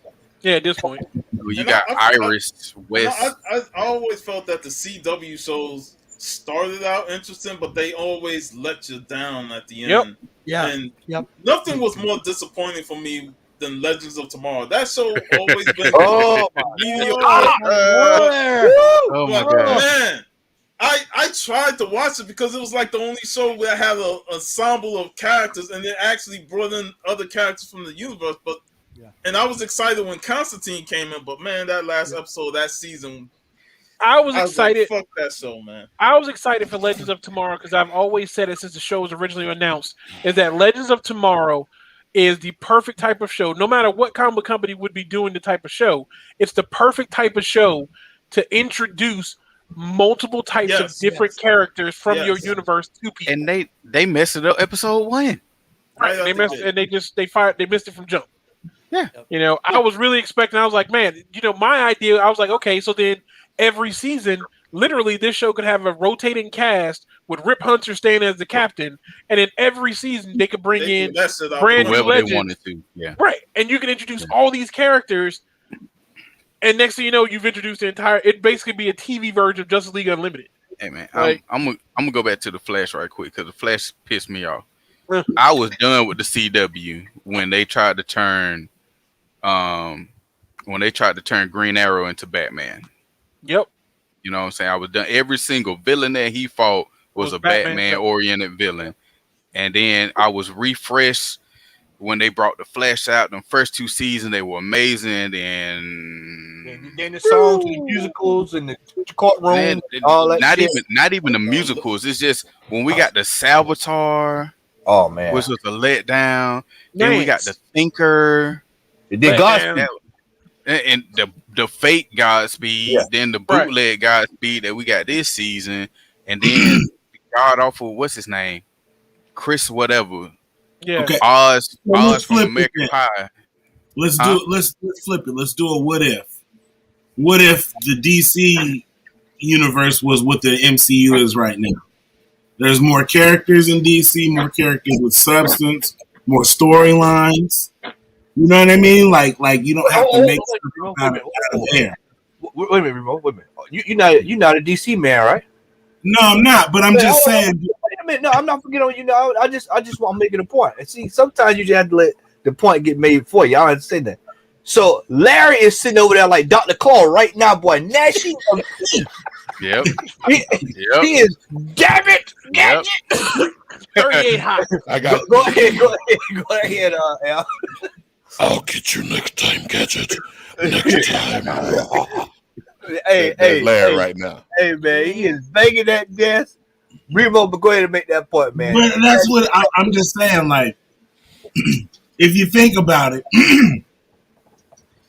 DC is the only publisher that has category or characters that a grandfather right now could take his grandson to, that they would both have something in common. That's right. As far as characters go, I could take my daughter and my daughter's child eventually, if I, Lord willing, I live long enough. Right. I'll be able to go to the movies with her and her child, and we'll all enjoy the character that's being displayed on the screen. It won't be me walking out, well, that's not Peter Parker. Peter Parker is better than Miles Morales.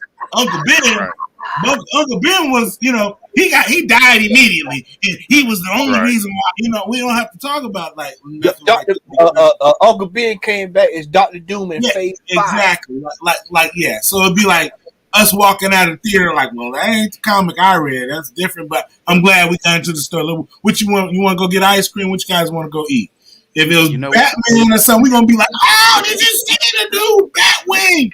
Oh, did you see him come through the window and he took out the Joker? And you know what I mean? Like, we would have something in common. And that's the only thing I wish that the MCU had right now, is that some type of continuity that has all of the characters that everybody can talk about. Like when you walked out of the Kung Fu movie, you was like, man, did you see when Bruce Lee took out everybody? You know what I'm saying? Like, and everybody had a conversation where everybody walks out and they're just like, oh, yeah, that was a good movie.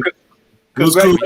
Congratulations, Remo. You just became a drop on the comment hall and IG channel. Hey, man, I'm just calling it how I see it, man. That was classic. I can answer your question, though.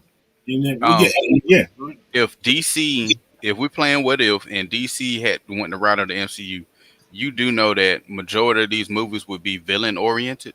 Oh, yeah. That's fine. That's fine. I'm great with that. You need a hero, because then you can interject any hero, because it ain't gonna be an easy road for the guy. Right. It ain't gonna be like, it might take 3 movies for him to win. Right. MCU, they're winning at the end of the movie. Every single movie, the character wins, and it's like, oh, well, that villain that was there is no longer here. He doesn't get to say, I'll get you next time, Gadget, next time. He's dead. You know what I'm saying? And there's no way to go forward with it. You know what I'm saying? And that's the only thing about the MCU I don't like, is you tried to kill off Dr. Doom in the first movie. Right. You can't kill off Dr. Doom. They threw him into a wire, electrical wire. Yeah, you're killing me. You tried to kill the Silver Surfer? Like, what? Like, come on, man. Like, you're tripping. How about Lost My Mind? I did. Yeah. Or when Johnny Storm turned into the Super Skrull. Yeah. Right. I'm like, what? But like you send Silver Surfer to the Earth in a movie, and everybody knows what that means, and yet you never allude to what it is that's coming. Yep. You're just making a movie about the Silver Surfer. Except for a cloud of nothingness. This is nothing. Yeah. This is a sneeze. This is a sneeze to what's coming, and you guys think this is you're dealing with you know what I'm saying? I think they would have put like glowing eyes in the cloud or something. It would have been awesome. Yeah, and that was like, well, really? Like, that's the extent of it? You don't understand it? This dude don't even need to come on our ground? Right. You know what I'm saying? Like, he gonna eat us from in space? He ain't even gonna, he ain't gonna come up on Earth. Like, what are you talking about? He ain't gonna roll up on us like that. Yeah, Avengers gonna have to have on spacesuits and fly out there to go fuck with him, and it ain't gonna happen. You know what I mean? He ain't gonna waste his time. The perfect example of what you're talking about, Remo, though, is like, I was 10 years old when the first Tim Burton Batman '89 movie came out. I was 10 years old. My aunt took me and my brother to go see it, and thankfully, I got the opportunity about 2 weeks ago. A local theater was showing. They do flashback cinema, so they were showing the Tim Burton 1989 Batman movie on the screen in a theater. And I got to take my daughter, who's about to turn 10, to see that movie. Yeah. So, you know what I'm saying? So it was that continuing that generational thing. It's like, I was, and I told, she was so excited. I was like, yeah, we're going to see Batman. She knows who Batman is and everything. And I was like, but we're going to see the movie I saw when I was your age, which made it so much more for her. Because she was like, I'm going to go see the movie that Daddy saw when he was my age. Yep. And, she sat there for the whole movie. She asked, is that Batman? and it was so interesting to watch. Like I'd never shown her the original Batman movie yet. Like Right. she liked the Justice League, but instantly because it's just like that kind of thing. Transformers, the animated. Try my point of view. I'm a good man. My grandson. Yeah, so instantly when Michael Keaton came on the screen, like my daughter was like, "Is that Batman?" I was like, "Why? Yes, that is Batman." Like she knew, even though she hadn't seen him in the suit, right? Well, like, Chris, look at us. When Adam West, when we all but what I'm saying, it was the same. That's exactly what I'm saying, Matt. Like I could watch that with my dad, and my dad was like, "Man, I used to watch this, and this was like, I used to be laughing at this because it was so outlandish." You know what I mean? And I love Batman, And I mean, like I said, I always loved DC characters because, like I said, it was on TV. Like you only had Spider-Man and Captain America, but you had the Justice League, you had Super Friends. You know what I mean? Like you had all that stuff. They were always crossing over on some other Warner Brothers cartoon, and it was in your face more so than Marvel. But when you went to the comic book store, for me, I bought Marvel books. I didn't buy the DC books. You know what I mean? For some reason, that was just how it was for me. I don't know if it was more cover buys back then for me. I didn't know the stories. The covers. As dads, that's your responsibility with your kids. Right. Just like with my grandsons and my granddaughter, I give them a variety of stuff to read. Yeah, a variety. So they're not stuck on one thing. Yeah. But talking about movies and stuff like 1980 Batman, I had watched with my grandson a while back. And he's like 9. And I watched the original TV series of Batman with, you know what I mean? The helicopter and chart repellent. He's like, "Grandpa, what is that?" The helicopter, like, "It's Batman, isn't that cool?" He's like, he's looking at me like, "You're a crazy old man." It's awesome. But at least he knows it's Batman. Yeah, and it was pretty tame. It was. Batman ran through 20 blocks with a bomb over his head without it blowing up. Yeah, like this. Bing, pow, boom. He's like, "That's kind of neat." When that theme song play over them fights, bro. When it was about to go down, it was just like, okay, it's about to go down. We locking the door and it's going down. You see that scene with the Joker talking to the henchman and it's sideways? Yeah. You see, like, and that's the thing. Like, I just think that kind of sort of like DC has to get back to that. You know what I mean? DC does. And I've been saying that for a long time too.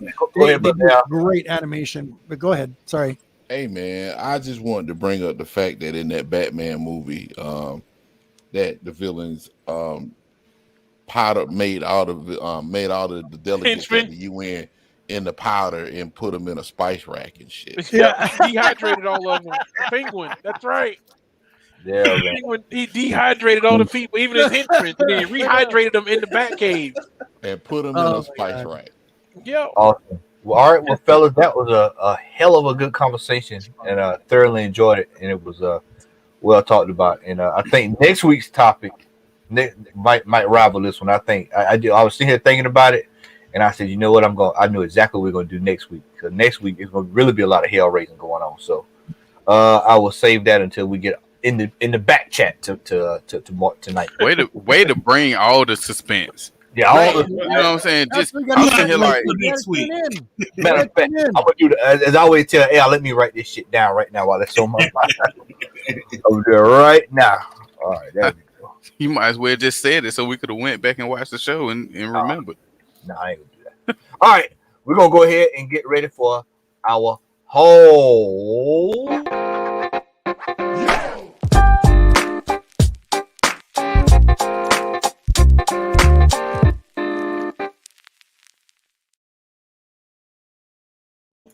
All right, it is now time for our hauls. G-Man, would you like to go first tonight, brother? Just because it's the time, that's all. Yeah, go ahead. That's right. You up against the clock. Yeah, go ahead. So this is awesome.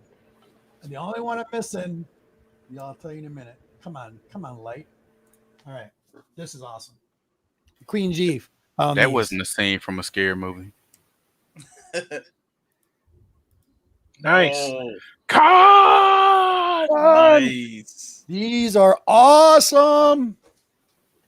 But Laura found these the other day. She's like, "Oh snap!" get those. And Man. then the one that I'm missing is that he's supposed to be in a captain's chair. I've seen those. Yeah, those I haven't if seen they're yet. still there, I can grab one for you. And I almost bought Dark Side today on his throne. He was sitting on a chair. I seen that too. That was pretty cool. But yeah, Aurora, look at that in her classic outfit. Fuck yeah. Love it. But My yeah, mom these got were to meet awesome. her. Oh, she's an awesome woman, you guys. Yeah, my mom got I her. got My mom's got an autograph on her figure. Yeah, nice. I'm Yeah. good, buddy. That's my haul. All right. And X, we're gonna come your way, brother. All right. All right, so we got a handful right here. Went ahead and picked up. Finally got my copy of Black Cot number 4. Got Batman Detective Comics 1042 A cover. Also got B cover. Then I went ahead and got Icon and Rocket number 2. And went ahead and got the variant for that one as well. Batman Reptilian number 3. That was the variant cover and got the A cover right there. So I went ahead and picked this up. Al saw me grab this one, but I grabbed this variant cover for Star Wars. I don't know, number 15. That's really cool, dude. I just got it for Darth Maul. That's the only reason. Right. But Darth Maul is my dude. King Spawn, one of the variants. Another King Spawn. And went ahead and grabbed this King Spawn right here. I love this cover. I wish I might order the Virgin variant if I can find it.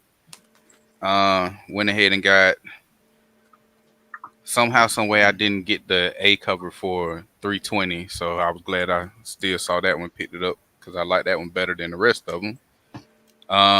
And the last 3 I'm gonna show, I told the guys in the group, I guess I'm officially a Peach Momoka fan now because I have this Thor cover right here. Nice. I didn't see that in many spots, man. That was one of the covers I didn't see. If I still see another one, I can grab one for you. But after seeing Chris show this one, I had to hunt that one down, and of course I had to hunt this one down. Oh snap! So yep, you were on the Momoka run, huh? Well, I come to find out I own 7 Momoka variants. Talking all that, including those or no, including those, those. Talking all that trash, my dad. Hey, they don't look like women. Talking all that trash. They don't All have right. feminine touch. We'll go ahead and get ready to get into my haul for tonight. Yes. Oh Lord. It's going down, baby. Hey, he he got gloves on. He's gonna show us Godzilla versus the Jackson 5. Watch All right, I'm gonna go through. We got some Cho Liberty Meadows. I think this is 20. Can't quite remember what number it is right offhand, but I got it because I love the cover. Yeah, I like it. Slide this there. We have White number 1, the amalgam variant. We have Punisher War Journal 75. Wow. First female Punisher. We have Marvel Comics and Paragon Software presents The Amazing Spider-Man and the Captain of America is due to do the revenge. We also have, save that one. I picked these up at the flea market. We have Transformers and G.I. Joe number 1. We have Fox and the Crow. Classic stuff that G-Man. I love it. We have Moon Knight. Nice. Yeah. $2? Look at that cover. Yeah, $2. Or did you get it for $1 or $2? Yeah, it's $2. It's $2 holiday. So that's nice. When did you put the gloves on? When you were doing your haul. He went and got ready. Nice. We have Archie. All right, so Sean gonna start laughing in a second because he goes. But I got a few. I got quite a few. Let me do it this way. Here we go. We got some more Archie. Sweet. And we've got along the lines of Archie, we got Debbie. And we have some more Archie. Nice. All right. We have Remo. We got a little bit of Young Love. Those are good ones. Young Love. And then we also have, here's a book I was looking for a while, and I finally got it. It's the final issue of Power Man and Iron Fist. This is hard as shit to find. RoboCop? Look like it look like it, don't it? Iron Man. RoboCop with nipples. Look like Iron Man. Nice brown ones. When you ask mom for Iron Man toy, and she tell you got Iron Man at home. Yeah, I know why you want that dog. I know why you want that dog. Oh wow. Hit the Beach 95 Antarctic Press. And we have I know it's like what Are those current or those back in the day? Back in the day, and both of them are 100, go for about 100 a piece. Wow. Really? Animal porn. Right. All right, so now you get that bestiality over here. All right, I got Al is going to enjoy this. Al, so we've seen this book priced to the high heavens at a local comic book store. And this is what I tell y'all: stop buying into this new hype shit when the book come out, and you overpay on that shit. Just be patient. Legends of Dark Knight. Oh, nice. $7. $7. Where you get that from? Was that $150 book? Yeah, I was coming back. I had to come back from Tuskegee Day, so I stopped down at the store down there in Columbus. And the dude, I think it's the Columbus Book Exchange. Columbus Book Exchange. Yep. $7. Sweet. Yep. I used to live in Columbus. That's how I know that. So we have some Lois Lane. Oh, there's a good one. He always gets dusted in his cover. Hold that back up. He's getting his ass whipped. She threw the phone. He's always getting his ass whipped. Superman always got his ass whipped. Always. The Man of Steel. Never Man of Steel. How can that be? Land and get hit upside the head. This is by a woman. Must have pissed her off to throw that book so hard and knock him over. No, hold on. She tagged his ass with a picture frame. A picture, and some ink. And some ink. In the end. And a doll. Oh my God. Hey, Matt,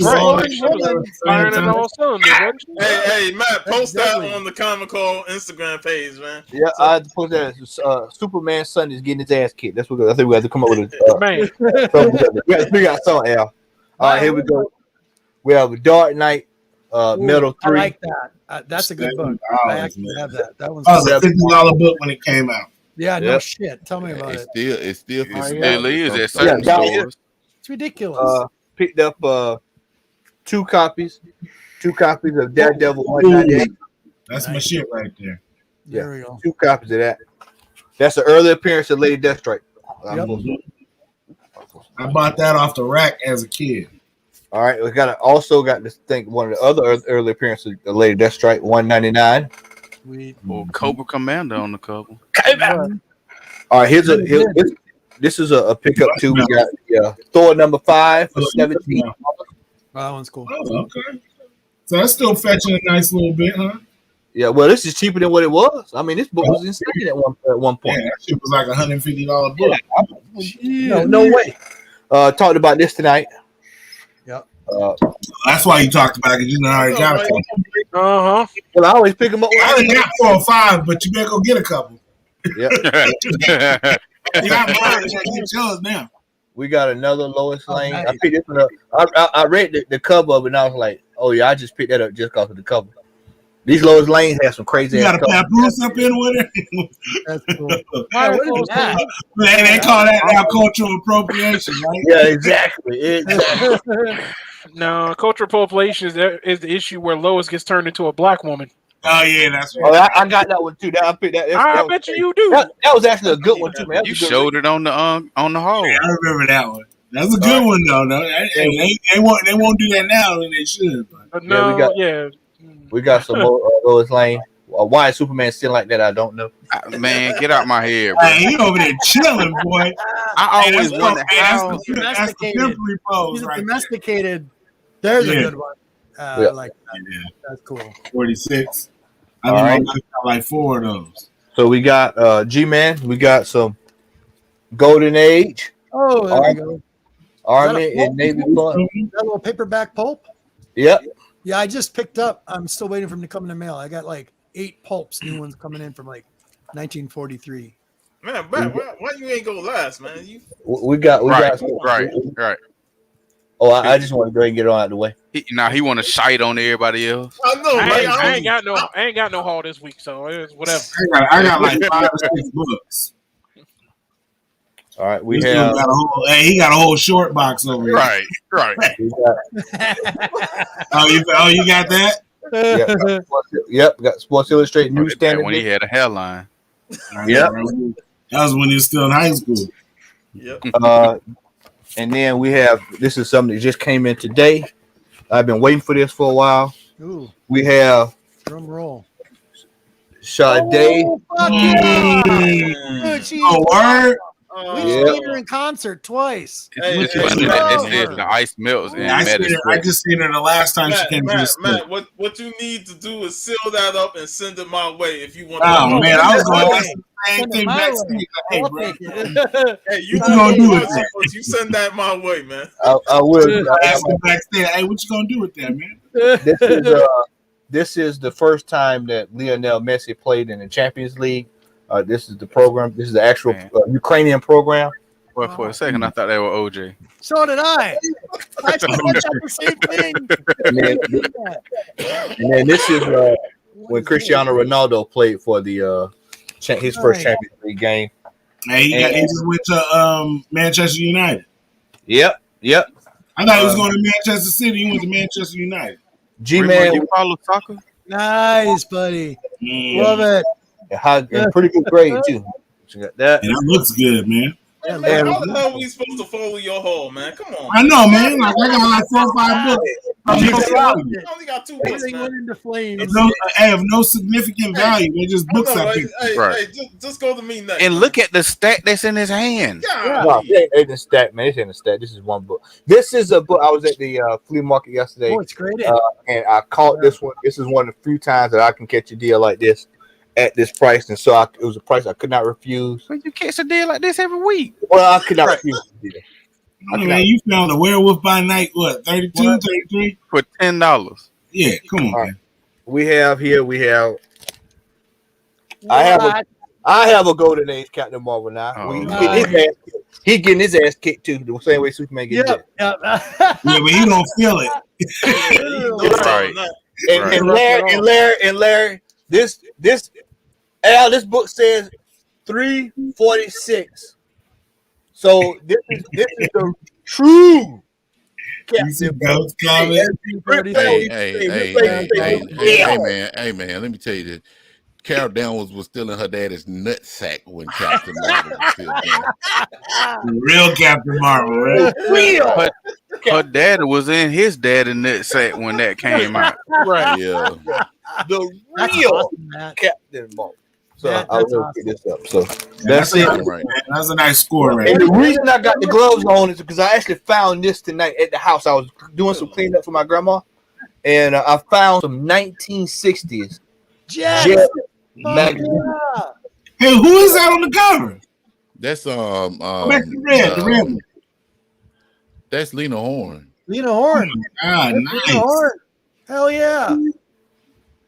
So, wow. And grandma was like, "Don't be messing up my jet now." Right. Wow. Yeah. It's just Hey, those used to be on my grandmother's coffin underneath the like on the bottom, not even on the top. Like you had to go underneath the ground. Yeah, Bill Cosby. Hey, what? You better slow down. Them gloves don't mean nothing. You moving that fast with that fragile He's stuff. got the raw books in his hand now. I get it. I know. I want to see that era's beauty of the week. Oh, no, yeah, I know, right? They all had a one piece on. All had one pieces. Yeah. They just start doing the 2-piece. Speak of the devil in your ears. Nice. I stand corrected. Nice. Right there. Is that Aretha Franklin at the top? Yeah. It is, huh? It looked like her. Is it her? I have no idea. Beauty Queens Tour Paris. Oh. Probably like I don't know, man. I wouldn't mind seeing who that is. Matt, that's awesome, buddy. Inside the right. Let me ask what you paid for the Jets and the slab. No, he took them from grandma's house. Yeah, I was cleaning up, man, and found these at my grandma's. That's awesome. Yeah. So I'm actually gonna try. G man, do you know if they even grade stuff about this? This would be considered a digest size, right?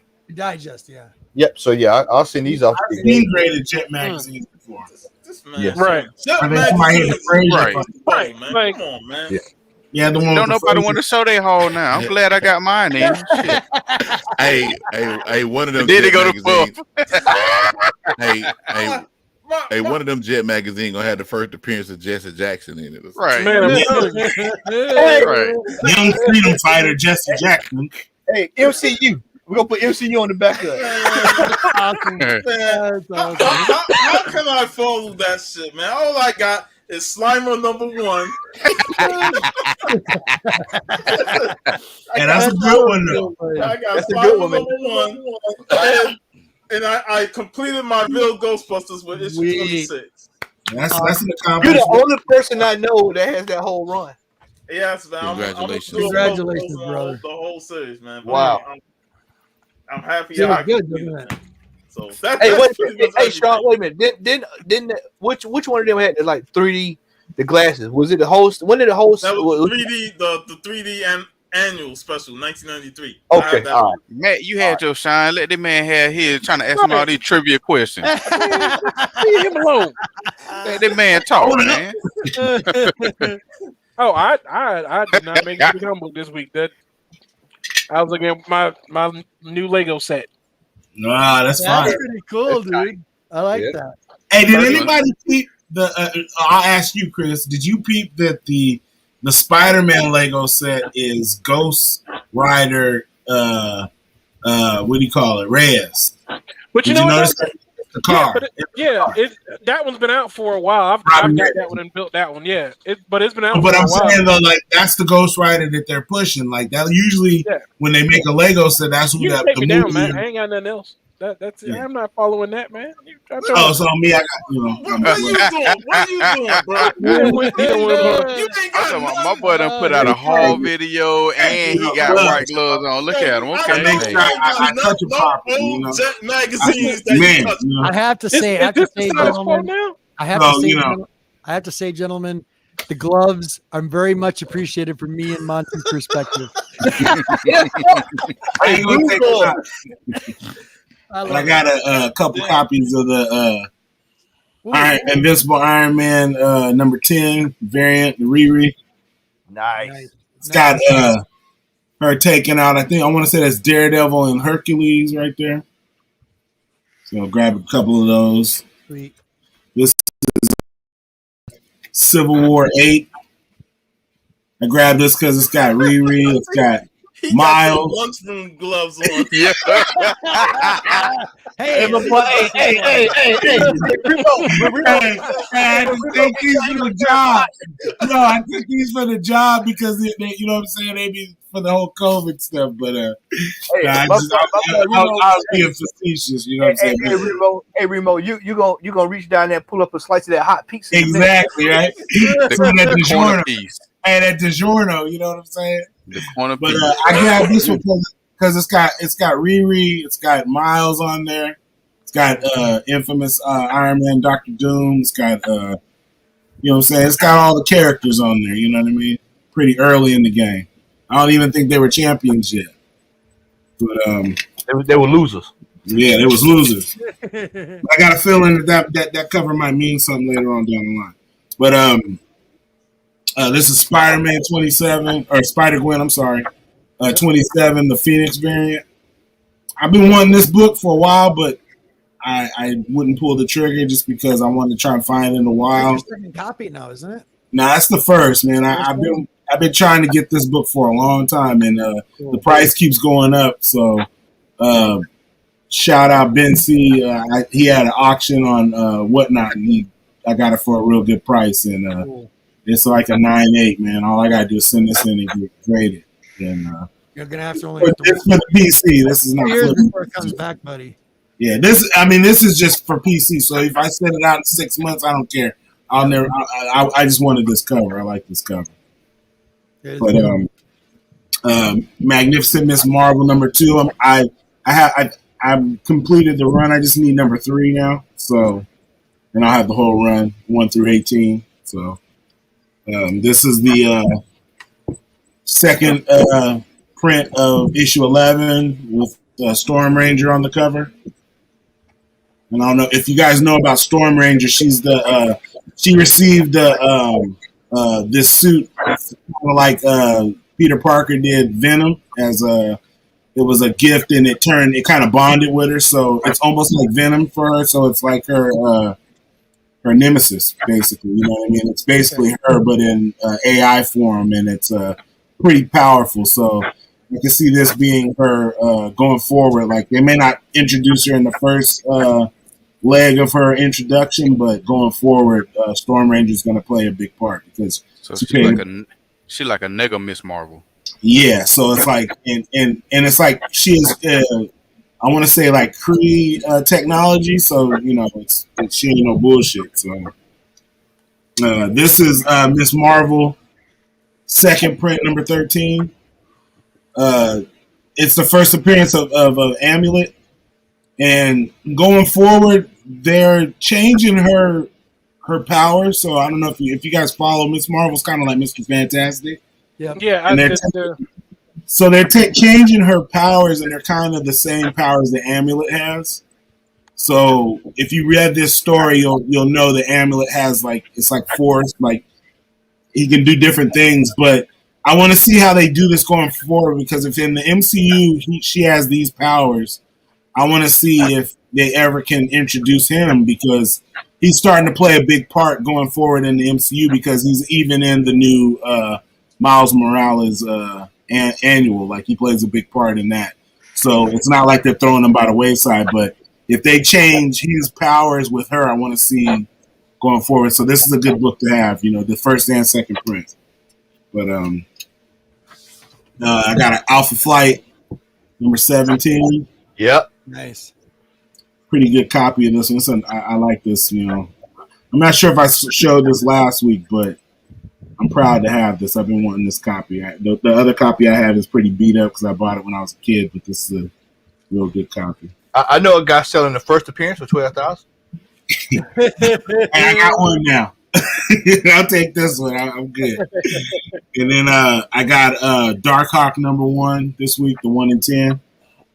I just got it because it was a design variant. I like design variants. So I got it for like $5, so. But I like the cover. I thought it was pretty cool. And then I got the Winter Guard 1 in 25. Winter Guard #1. And I grabbed it because it's got like Wanted, Yelena Belova, and we got Red Guardian. So pretty much I think going forward they're going to be some, they're not killing them off completely. So, and that's it. That's all I got this week. All right. Coming to you, brother Al. All right.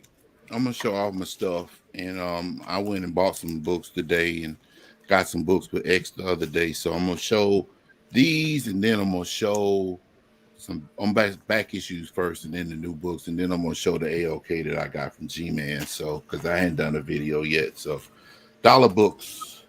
Matt is into Archie. I'm into Richie Rich. So I got this Richie Rich and Jack the Jokers. I got this one. And then I got this one.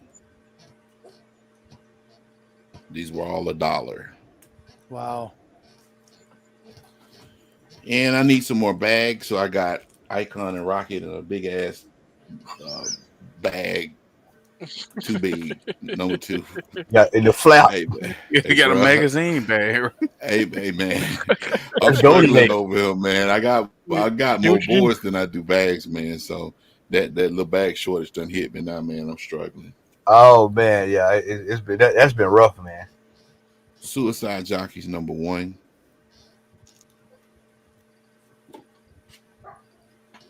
Marvel Voices Identity number 1. I picked the next few up. I'm up today. How is the Voices there, brother? How is this? That? Is the second one I bought. The first one that I bought was Black History, and then this one is in reference to Asian pride. I think. Is it good? So, is it good? I haven't read it. None of these books that I'm actually going to show I've read. So Captain America, or the United States of Captain America, is the first appearance of him. Yep. I don't know his name, but it's a dope costume. He's T-Hawk from Street Fighter. Yeah.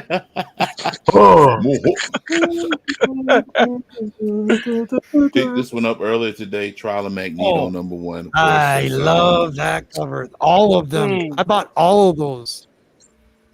Yeah, that's Peach Momoko. Momoko. Hey Al, look, there you go. Is that? Look at the comment. Really? Oh, is that a big? You know what? I haven't been forced to use Ziploc bags yet, but you know that day may come one day. I don't know. Big meat freezer bag. Go. I stepped away. What cap book was he talking about? What Captain America you get? Hold on. United States Captain America number 3. Yeah. Oh yeah. The one with a Pepsi Chief dressed as Captain America. Yeah, I slept on that one, man. I slept on it. I knew it was coming. I slept on it. I like that cover too.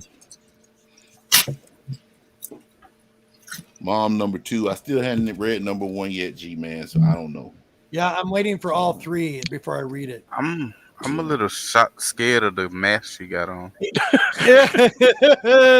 It bothers you a little bit, right? She got bring out the gimp. Right. You know, hey, but seriously, you know what this mask remind me of? Remember that dude in Killer Be Killed? He wore a mask somewhere. Yeah, exactly. Yeah. Yeah, but his was a ski mask. That's dominatrix type stuff. That's that Pulp Fiction. That bring out the gimp. Yeah. The zipper on the lip, right? She cut the zipper off. Yeah. This is the AOK from G-Man. Thank you, sir. I appreciate it, man. I am forever grateful for your kindness. But Shield number 1, Archie Comics. Yeah, variants. Yeah. And then I got the 1 in 20 or something, 1 in 50. I can't remember. I got the greatest comic book artist that ever lived. I got the Rob Liefeld variant. But this don't look too bad though. No, this don't look too bad at all. Exactly. There's some truth to it. Yeah, you buy it because you like it. Larry like this one. Yeah, X-Men 21 Mystique variant, Stokler variant with dual strap. Yep. Then I got I don't know what number this is. Stray Dogs, the Poltergeist variant. 5th printing, I think. Yeah, I can't 4 remember. or 5. Yeah, 4 or 5. And that Poltergeist or the Thing? The Thing. The thing. One of them. Poltergeist thing. My I favorite. don't know. One of my favorites. Last one actually helped me got my X-Men collection volume 1 down one step further. X-Men 26. Nice. Woo. That's a stealth pipe at the shop. No, this is an AOK from G-Man. Oh, nice. Books. Yeah, buddy. Yeah. So thank you, sir. I really appreciate it. You're welcome, brother. And by the way, I have to say something. I got to say something to you right now, Al. Monty said he loves you. When you shouted him out on the last show, I had you as a co-host. He said you're awesome, and he's doing well. He's going to come back. He's still got his computer down. He's got to get a new computer. A lightning storm hit that night, and I remember that happening. Yeah, blasted everything out. So And he's working let me on it. just tell him I said thank you. And Yeah. Matt, before you close everything out, let me just say the individual that he's talking about, his name is Mr. White Gloves. Yep. This man has a raw copy of Amazing Fantasy 15. Also, here's a little. I'm going to give you some news because he said I could say it. He just got his graded. He doesn't grade books, but he graded 2. One of them I'm going to tell you. It was a Hulk 181. He sent it into grading. He got it back. He got an 8. It's a beautiful book, but that's a lot of money, dude. That's like almost 10 grand. Hold on. Yep. He got an 8 on a book that he has personally had raw. Yep. For 3 decades. Yep. Yeah. And These are all his Covrprice. books. And bought it Wow. at He Covrprice. vacuum seals his boxes, man. Like Wow. he is Yeah. like serious. Like he the real deal, dude. Like What was the other book, G man? I can't tell you. We can't tell it. Okay. No, it's good though. We gotta watch G man tonight He to said find I out. could say one. He said I could say one. All right. But he really wanted to say thank you so much, Al, big time. And Want to I give a really shout out. appreciate it as Want to well. give a shout out to our compadre DT who is battling COVID right now. Oh, man. Yeah, get well, brother. Get well, Buddy, brother. get well. Yeah, well. And I'm gonna take this opportunity to say this: people, wear your goddamn mask Yep. when you're out and about, please. Yep. Yes, sir. Please. I still wear Wear- mine. Yep, wear your goddamn. Now, if you get the shot, that's on you. But wear your damn mask. And shame on these store owners that sit up in there without no mask on. And They had it. Yeah, So- So go ahead, G. no, the last thing I gotta show is what my honey bought me tonight. Let me. She she bought this. She was in we were looking for Halloween stuff and nothing's out there yet. And it's called Sea Life. And she was looking for monsters and she found an octopus. Oh, sweet. Man. It's in there. It's in I there. see him. Yeah, it's pretty cool. Is that real? That's real? Yeah. No, it's not real. Oh. It's fake. It's in a gelatin. It's in Oh, a gelatin. That would be animal cruelty, man. No, Like, no. Right, You and should never buy it. If I it thought he was. was. I thought he was on some Black Manta shit, man. The way that octopus was not moving, you thought that was real. I thought he was on some Black Manta shit, man. You thought he was trying to make a sea life, Jurassic Park. Hey, them sea monkeys from the comic book. Sea monkeys, right? I wouldn't put it past G man. I mean, he's got a spider and he's got a snake. So, But those are alive. If he had Listen, an it octopus, sucks, I would you guys. freaking Listen, lose it. when I changed my diet over, okay, I love my honey, and I'm very happy and very fortunate.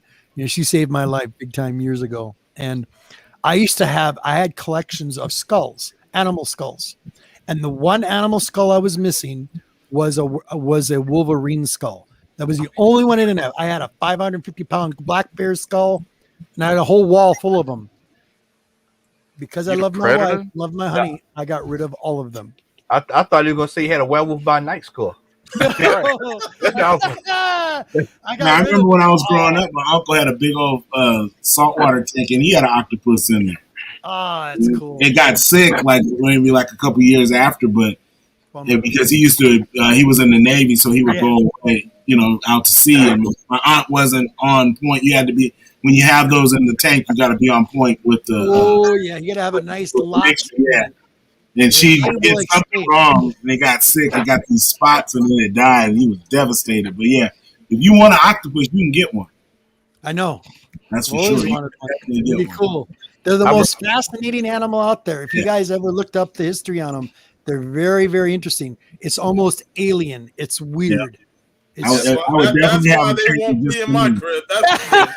Hey, tell me something. All the octopus I want in my house is the first appearance of Dr. Octopus. That's right. Hey, I was just gonna say, hey, I'm gonna have to take your word on it because I'm never gonna look. They were dope, man. It was dope because you would put the fish and stuff in there and like different animals, and he would get to them. Oh yeah, he would definitely he would get to them. All right. Well, with that, we're gonna get ready to scoot because G-Man has got to get ready for tonight. What you got going on tonight, G-Man? Thank you very much, guys. This was a lot of fun tonight. I really appreciate it. Tonight we have Slim Comics is going to be on the Nerdy Collective tonight at midnight. And I got a special secret co-host that's going to be surprise on the show tonight. So stay tuned. All right. Should be good. Yeah. I got one more thing for you. You do the benediction. Everybody in the chat, make sure you tune in tomorrow, 4 p.m. Eastern Standard Time. I was actually working on his video during the live stream. That's how I want to be on deadline. Big Remo will have his very first Comic Hall since being a panelist on the Comic Hall crew. So please, 4 p.m. Eastern Standard Time tomorrow. Please show up and watch it and like it, share it, and then comment and say, "Great job, Remo." Thank you, sir. And make sure that y'all don't forget. Hashtag finally. It was rough. It was rough, man. Oh, it was rough, Must be a boy. I big tell hall. you. It must be a nice hall. It was rough. 20-minute video. So Okay, cool. I'll watch it. Definitely. Make sure y'all hit that bell hit that bell notification so you know when it comes on, ding, and you tune right on in. All right, Sean, what you got going on, man? Silver Age Sunday tomorrow. I'm not happy. What time is that coming on? 3 p.m.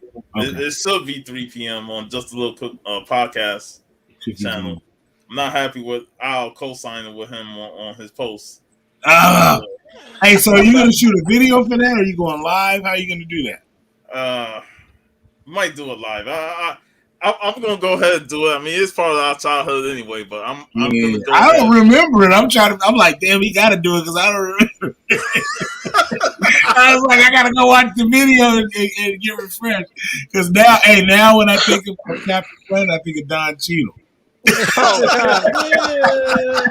And for those who don't know, Sean is for the short time that I was on Instagram today, Sean is actually going to be singing the theme to Captain Planet tomorrow. So yes, what? I know, right? Are you, buddy?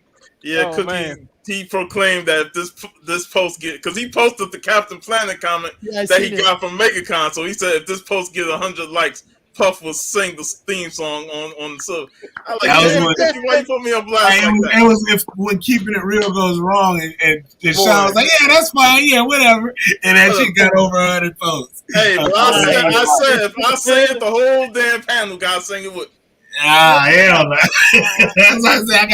I gotta go rehearse it. I don't even remember it. Love it. I gotta go find it. You gonna have on a blue shirt?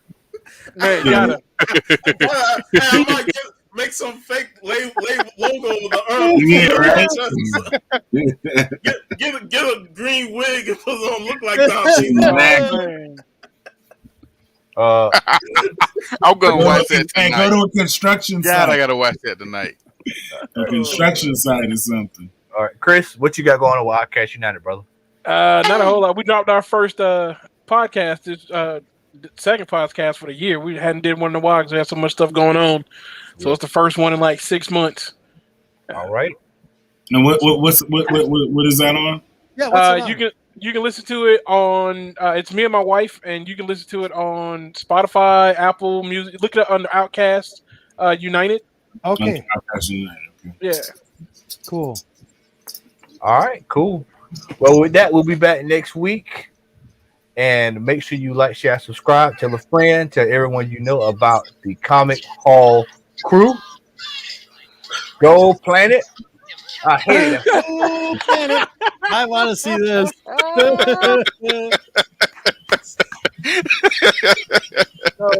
Y'all have a good night.